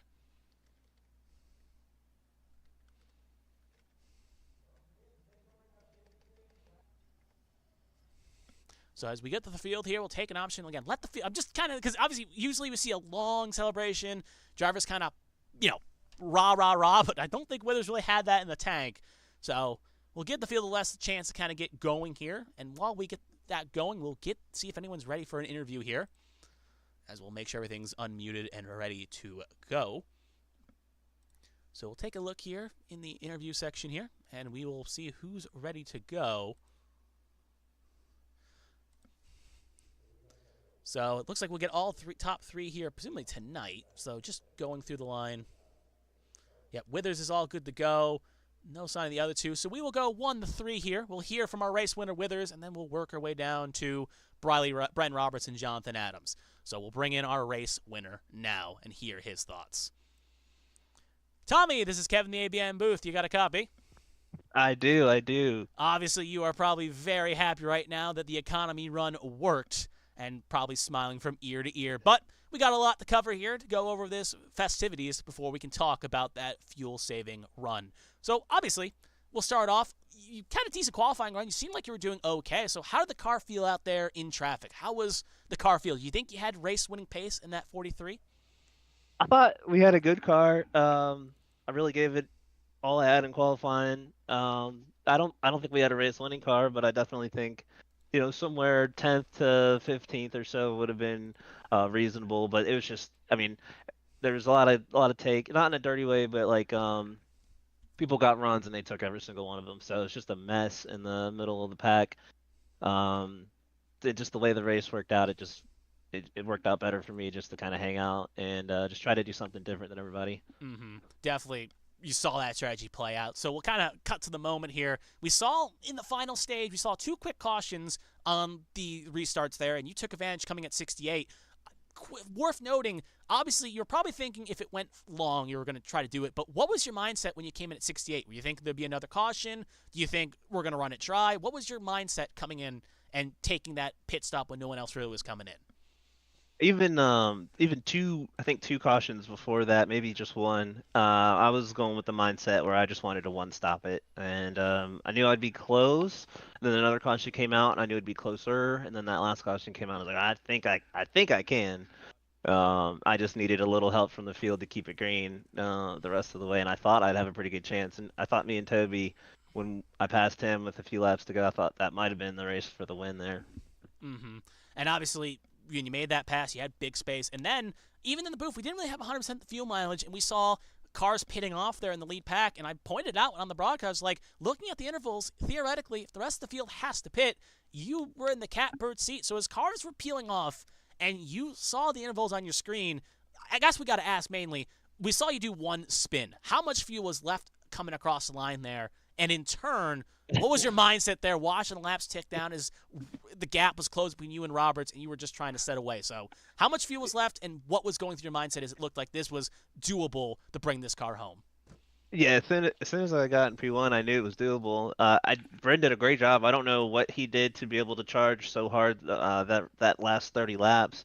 I had a pretty big gap, about 6 seconds, and then I watched it go down, 5 seconds, 4 seconds, 2 seconds, and I had about an extra half a lap to play around with. So I was trying to wait as long as possible before I really. I'm clutching every corner, so before I start racing a little harder, I was trying to keep that gap. Luckily, I didn't have to use it, and when I crossed the start-finish line to take the checkered, I just wanted to make sure I had just a little bit left to spin her around at the start-finish line. Hey, it doesn't matter how much you got left in the tank as long as you got enough to cross the line. Looking at the last point here, obviously with this win, you now punch your ticket into the playoffs, and time we talk at the pre-race, this can be a chance to give you a preview. So looking at the rest of the calendar here, obviously you're still going to want to win. I'm not going to say you're going to take the rest of the season off. Be like, well, playoffs are in 12 weeks. But what does this make you feel now with this win? What is it going to change your driving style? Are you going to be more aggressive, maybe more for more wins? Are you going to take it like, all right, we don't have to worry? What's your mindset for the remaining calendar until we get to the playoffs? It'd be nice to be a little more aggressive, but I really don't want to make anybody else in the field upset. So I think if anything, I can just try to do things pre-race and during the race, try to figure out the car and to be a little more fast on speed to where I don't have to rely on a strategy thing. kind of use the rest of the season just to get better, run faster laps, and run up front a little more. Maybe go for maybe now I can, instead of worrying about wins, I can go after stage points and try to do my best to get a little bump. Mm-hmm. Well, we've gotten to the portion of the show. If there's anyone you want to thank, family, friends, sponsors, whatever, take it away. Yeah, I gotta thank my smoking hot wife, Gracie, letting me come out here and do this. My dog Remy was all up in my grill with like 4 to go, so I'm glad she was able to to rein herself in for the win. And just yeah, guys in Bandit Racing, everybody raced me clean there. I know Davey wasn't happy with the way we got together earlier in the race, but he raced me clean there at the end, and I appreciate that too. Mm-hmm. Well, it's been great talking to you, Tommy Withers. Hopefully, we'll be talking to you again before the season's ends. But if not, regardless, at the very least, I'm going to make sure you do not go back to back with ECU in the Dynasty. But regardless, great talking to you, Tommy, and you enjoy this victory, and hopefully, you can get a little extra fuel in the tank to make sure you can get the car to victory lane. Thanks, man. I appreciate everything you do too. I'm sure you put on a great show also. Mm-hmm. Thank you as well. And that was our race winner, Tommy Withers, who, again, smiling ear to ear. And that will pivot us nicely to second position here. We'll hear from the second car in line. We're going to hear from the driver of that 84, Bren Roberts. We'll bring him in now. Bren, this is Kevin, the ABM booth. You got a copy? Hey, I got you. Obviously, Bren P2 here today after the day you had is definitely a kind of a smiling moment to see. But we'll have to start at the beginning like we always do. So looking at the start of the race, you qualified a bit poorly. So what happened during qualifying there is usually how you raced during the race was not indicative of your qualifying speed.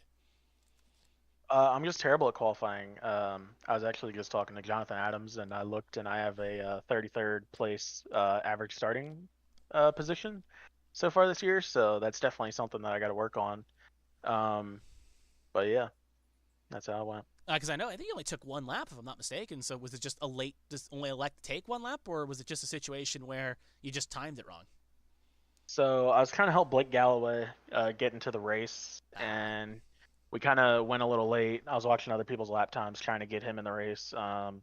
Unfortunately, he didn't make it. Once he went, I only had time to get one lap in, so that was it. I mean, I really don't think I could have qualified any better, but yeah. Mm-hmm. So moving on, obviously we saw you make that race pace work. You were getting that pink machine up and fighting and Thor the spots. And then we saw, kind of coming to the second stage, you did the same strategy to Withers. So I guess I'll throw that question out there. What implied you to come down pit lane there on 68? Because I think if I'm not mistaken as well, you had a long pit stop. So was it to fix damage, or was it an element of strategy to try to do something different? I was looking, and I thought we could maybe make it pitting there.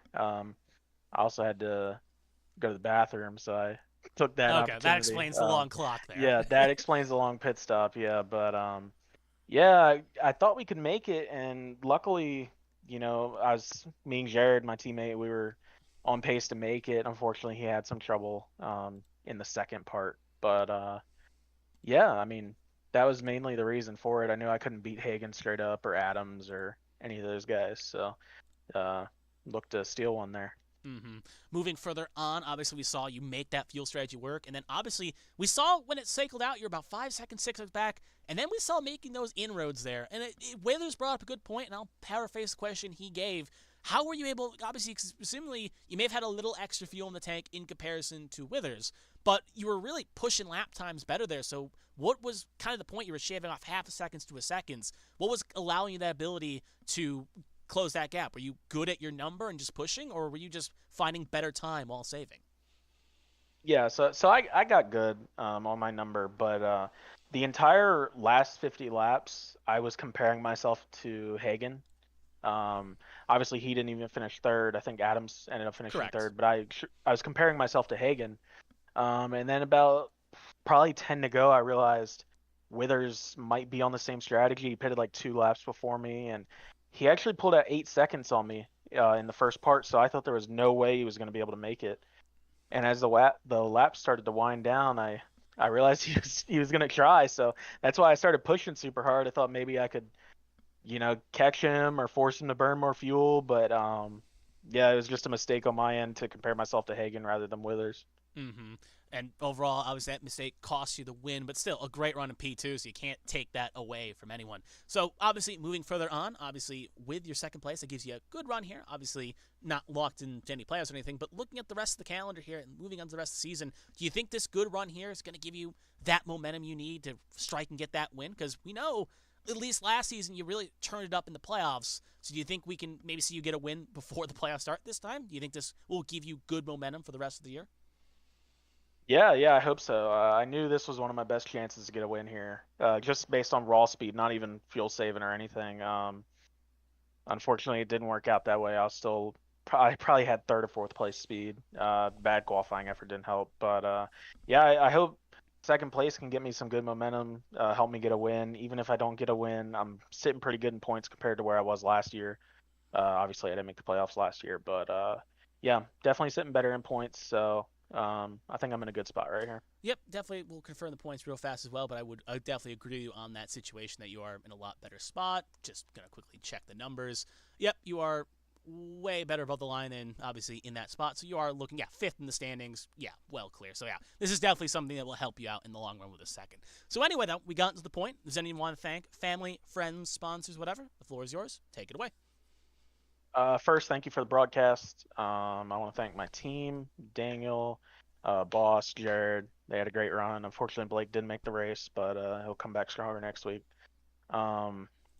I want to thank the rightful admins of A Squared for putting on this race.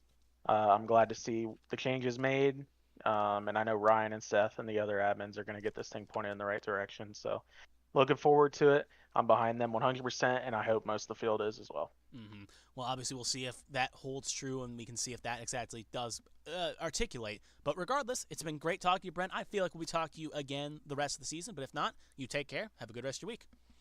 Thank you, you too. And that was the driver of the 84 who ended up finishing second on a great fuel save. And that will leave us with one driver left as well, and that will be the driver that finished third, Jonathan Adams. We will hear from him now. Jonathan, this is Kevin, the ABM booth. You got a copy? Yep. Gotcha. All right, Jonathan. Obviously, you had a very eventful race, too, and we'll have to start at the beginning as well, because we saw in qualifying you had a bit of a poor run in quali. So what exactly was your kryptonite in qualifying? Because we saw in the race you had some fast speed in that 8, and you moved forward quickly, but what doomed you in qualifying? That was some of my first laps at the track in this car, so I was just kind of getting a feel for it, and I obviously did not get that feel for it in qualifying. So that kind of dug me down a little bit in there, but made it work. Yeah, you did. And obviously, I don't want to keep bringing up blunders, but we'll have to bring up one more. Obviously, in the first stage, we saw you miss your pit box. So, again, I'll just quickly ask, what exactly happened there to cause you missed your box? Were you just not thinking right stall? Do you think you were further down? Because you just went skating on by from what we saw.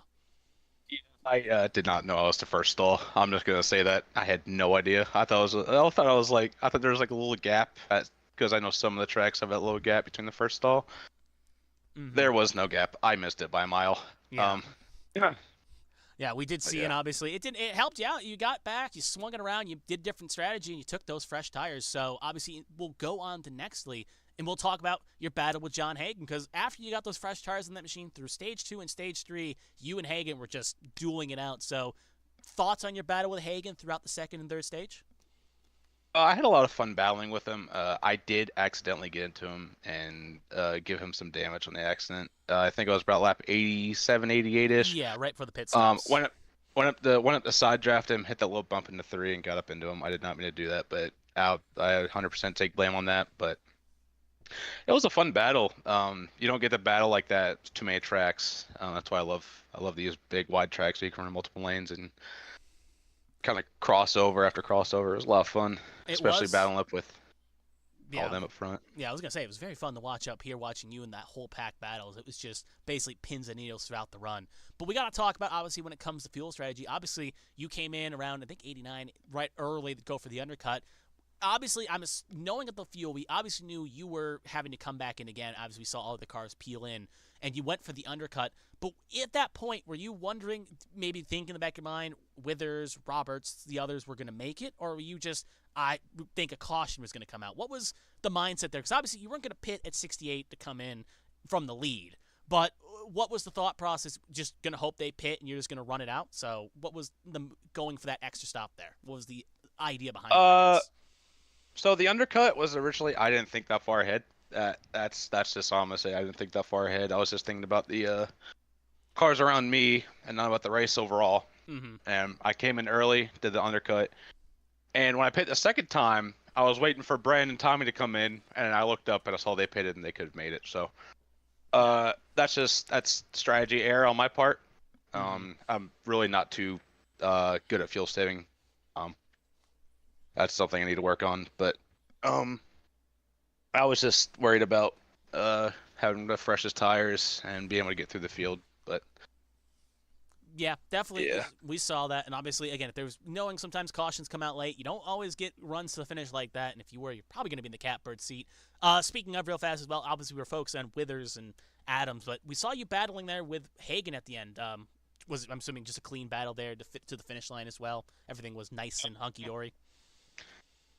nah, we door-doored each other all the way to the line. Ah. No, I'm playing. But he took, I don't know, but I think he took fuel on the last stop. I took 2, and it was just me and him go back a little bit. So it was just, he'll probably door me next week for it. So I'm just expecting that next week, but it was just a clean little battle. Yeah, But, definitely. I always like racing around him. Yep, definitely fun to watch there. Looking further on, obviously you're currently sitting 6th in the standings. This good finish will get you a bigger cushion to go off of. Obviously, Auto Club, we've seen you in other series be strong here, but looking further on with Old Atlanta up on the horizon, then Watkins Glen. Between those two tracks, do you feel like you got a better chance at the road course? Or do you feel like you got a better chance at the Old Atlanta? What tickles your fancy over these next 2 weeks? Oh, I'm taking Atlanta 100%. Fair enough. I'm not gonna say I don't like the Glen. I'm actually somewhat okay at the Glen. But I just like the mile and a halves, 2 miles track. Those are my kind of bread and butter. Dover as well. Those are kind of the tracks I got a good feel for. Obviously last week Bristol Dirt. I want to forget that one. I don't want to bring that one up, but that was not a good race on my part. But these next few weeks will definitely be interesting. Yeah, honestly, I think a lot of drivers probably shared that same sentiment last week with how it turned out for some drivers. But obviously, we got to the point of the interview. Does anyone want to thank family, friends, sponsors, whatever? The floor is yours. Take it away. All right, I'd like to thank Jeremy Braille for giving me this opportunity to be in this 8 car once again, put on a show like I did tonight, and hopefully for the foreseeable future. I'd like to thank my other teammates as well, Patrick Oberstadt and Cody Pinnell, and part-timer Austin Mongol, who didn't make the race, but shout out to him as well. And obviously, I got to shout out John Hagen for a hell of a battle. It's a lot of fun. It was great. Yep, go ahead. Sorry. Yep, I got to thank one more guy. I always thank John Smeal for the scheme, per usual. And yeah, that's all. All right, that is that. Sorry for the cutoff there. Just felt like you were almost done, but regardless, Oh, you're all good. all those people definitely gracious as well. So obviously, Jonathan, it's been great talking this race. Obviously, I feel like we'll be talking to you before the season end, but if not, you take care. Have a good rest of your week.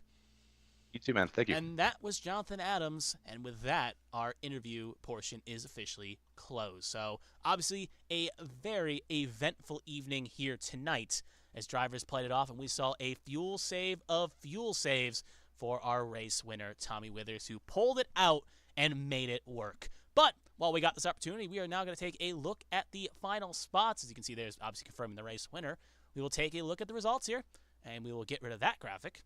And we'll see Tommy Withers starting 18th, came in tonight, just to kind of give you a perspective, came in tonight 40th in the points. He's had a rough start of the season, and well, with this win, he's got nothing else to worry about, can just kind of maybe get aggressive here and try to get some more points and get some stage points. With this win, he is now locked into playoffs, obviously bearing he doesn't get any major penalties or misses more races. A lot of races, I should say. Brent Roberts brings out the second spot on the podium again, did the fuel straight, just couldn't get enough done, and Jonathan Adams rounds out the top 3. John Hagen 4th, Matthew Kent brings it home in 5th, Cody Pinnell 6th, Dale Markowski 7th, Mike LaJoy 8th, Nicholas Pressy 9th, and Gavin Hutspeth, good run for him, he'll bring it home inside the top 10. Ethan Wood 11th, Josh Battles 12th, Jeremy Braille 13th, Kevin Feemster bringing it home in 14th. Moving further on, if we can get this to ping over. Hold on. That's the wrong button. That's the right button. Toby Estes 15th, Michael Lawrence 16th, Colin McDonough 17th, Jared Merchant 18th, and now we're getting the drivers that either were laps down because of the incident or laps down late. So Davey Hawk 19th, Peltier Sharp 20th, Patrick Oberstadt 21st, Nathan LaJoy 22nd. He was 2 down, not because of strategy. Gaiman 23rd, obviously followed that incident. Rupert 24th, Baxter 25th, Elliot Longnecker 26th, Vincenzo Ikavazzi 27th, Brian Johnson, his first right, brings it home 28th, 29th, Alfred George, James Kerr 30th, now getting the cars that had heavy damage from previous incidents or ended up retiring. Brian Dixon 31st, David Wright 32nd, Brandon Featherplace 33rd, Marshall Harris 34th, Edward Marshall, again, a sad case for him, he'll come home in 35th, Matt Fordon 36th, Steve Tucker 37th, Connor Knowlton 38th, Ryan Pinnell 39th, well, Seth Wansing 39th, Ryan Pinnell 40th, Briley Wright 41st, Daniel Michelle 42nd, obviously, again, all on the out list, and 43rd being Chris Fleming, our 500 winner, who's having a nightmare start to the season after everything came up roses at Daytona. Galloway, Giampa, and Mongold all did not make the field as open cars. So that will do it for that here tonight at Auto Club. Again, thank you for tuning in here. It was a great race. Beautiful fuel-saving strategy working out to a T for Withers. And overall, that just was fun racing in and out, watching cars go in, weaving around, and doing all the moves they can. Obviously, as we will take a look on what's next for A Squared, we'll pull up the calendar real fast. Obviously, Old Atlanta is next week. And obviously, that being the strategy and the week of St. Paddy's Day, it is going to be presumably green out, I would assume, cars running greens, cars and whatnot. Just confirm that's correct. Yep, St. Paddy's Day, so we may see, obviously, no generic paint schemes, but we may see a couple drivers rock St. Paddy's Day colors. Watkins Glen on March 23rd and Texas on March 30th for the next 2 weekends for your A Squared viewing trouble. So we'll have to see how those rounds play out. But till we get to those rounds, until we see you next week, thank you for tuning in. My name is Kevin Young, and I'm glad you joined us here for the ride. But until we talk again, I hope everyone viewing this has a great weekend and a great week, and we'll talk again soon.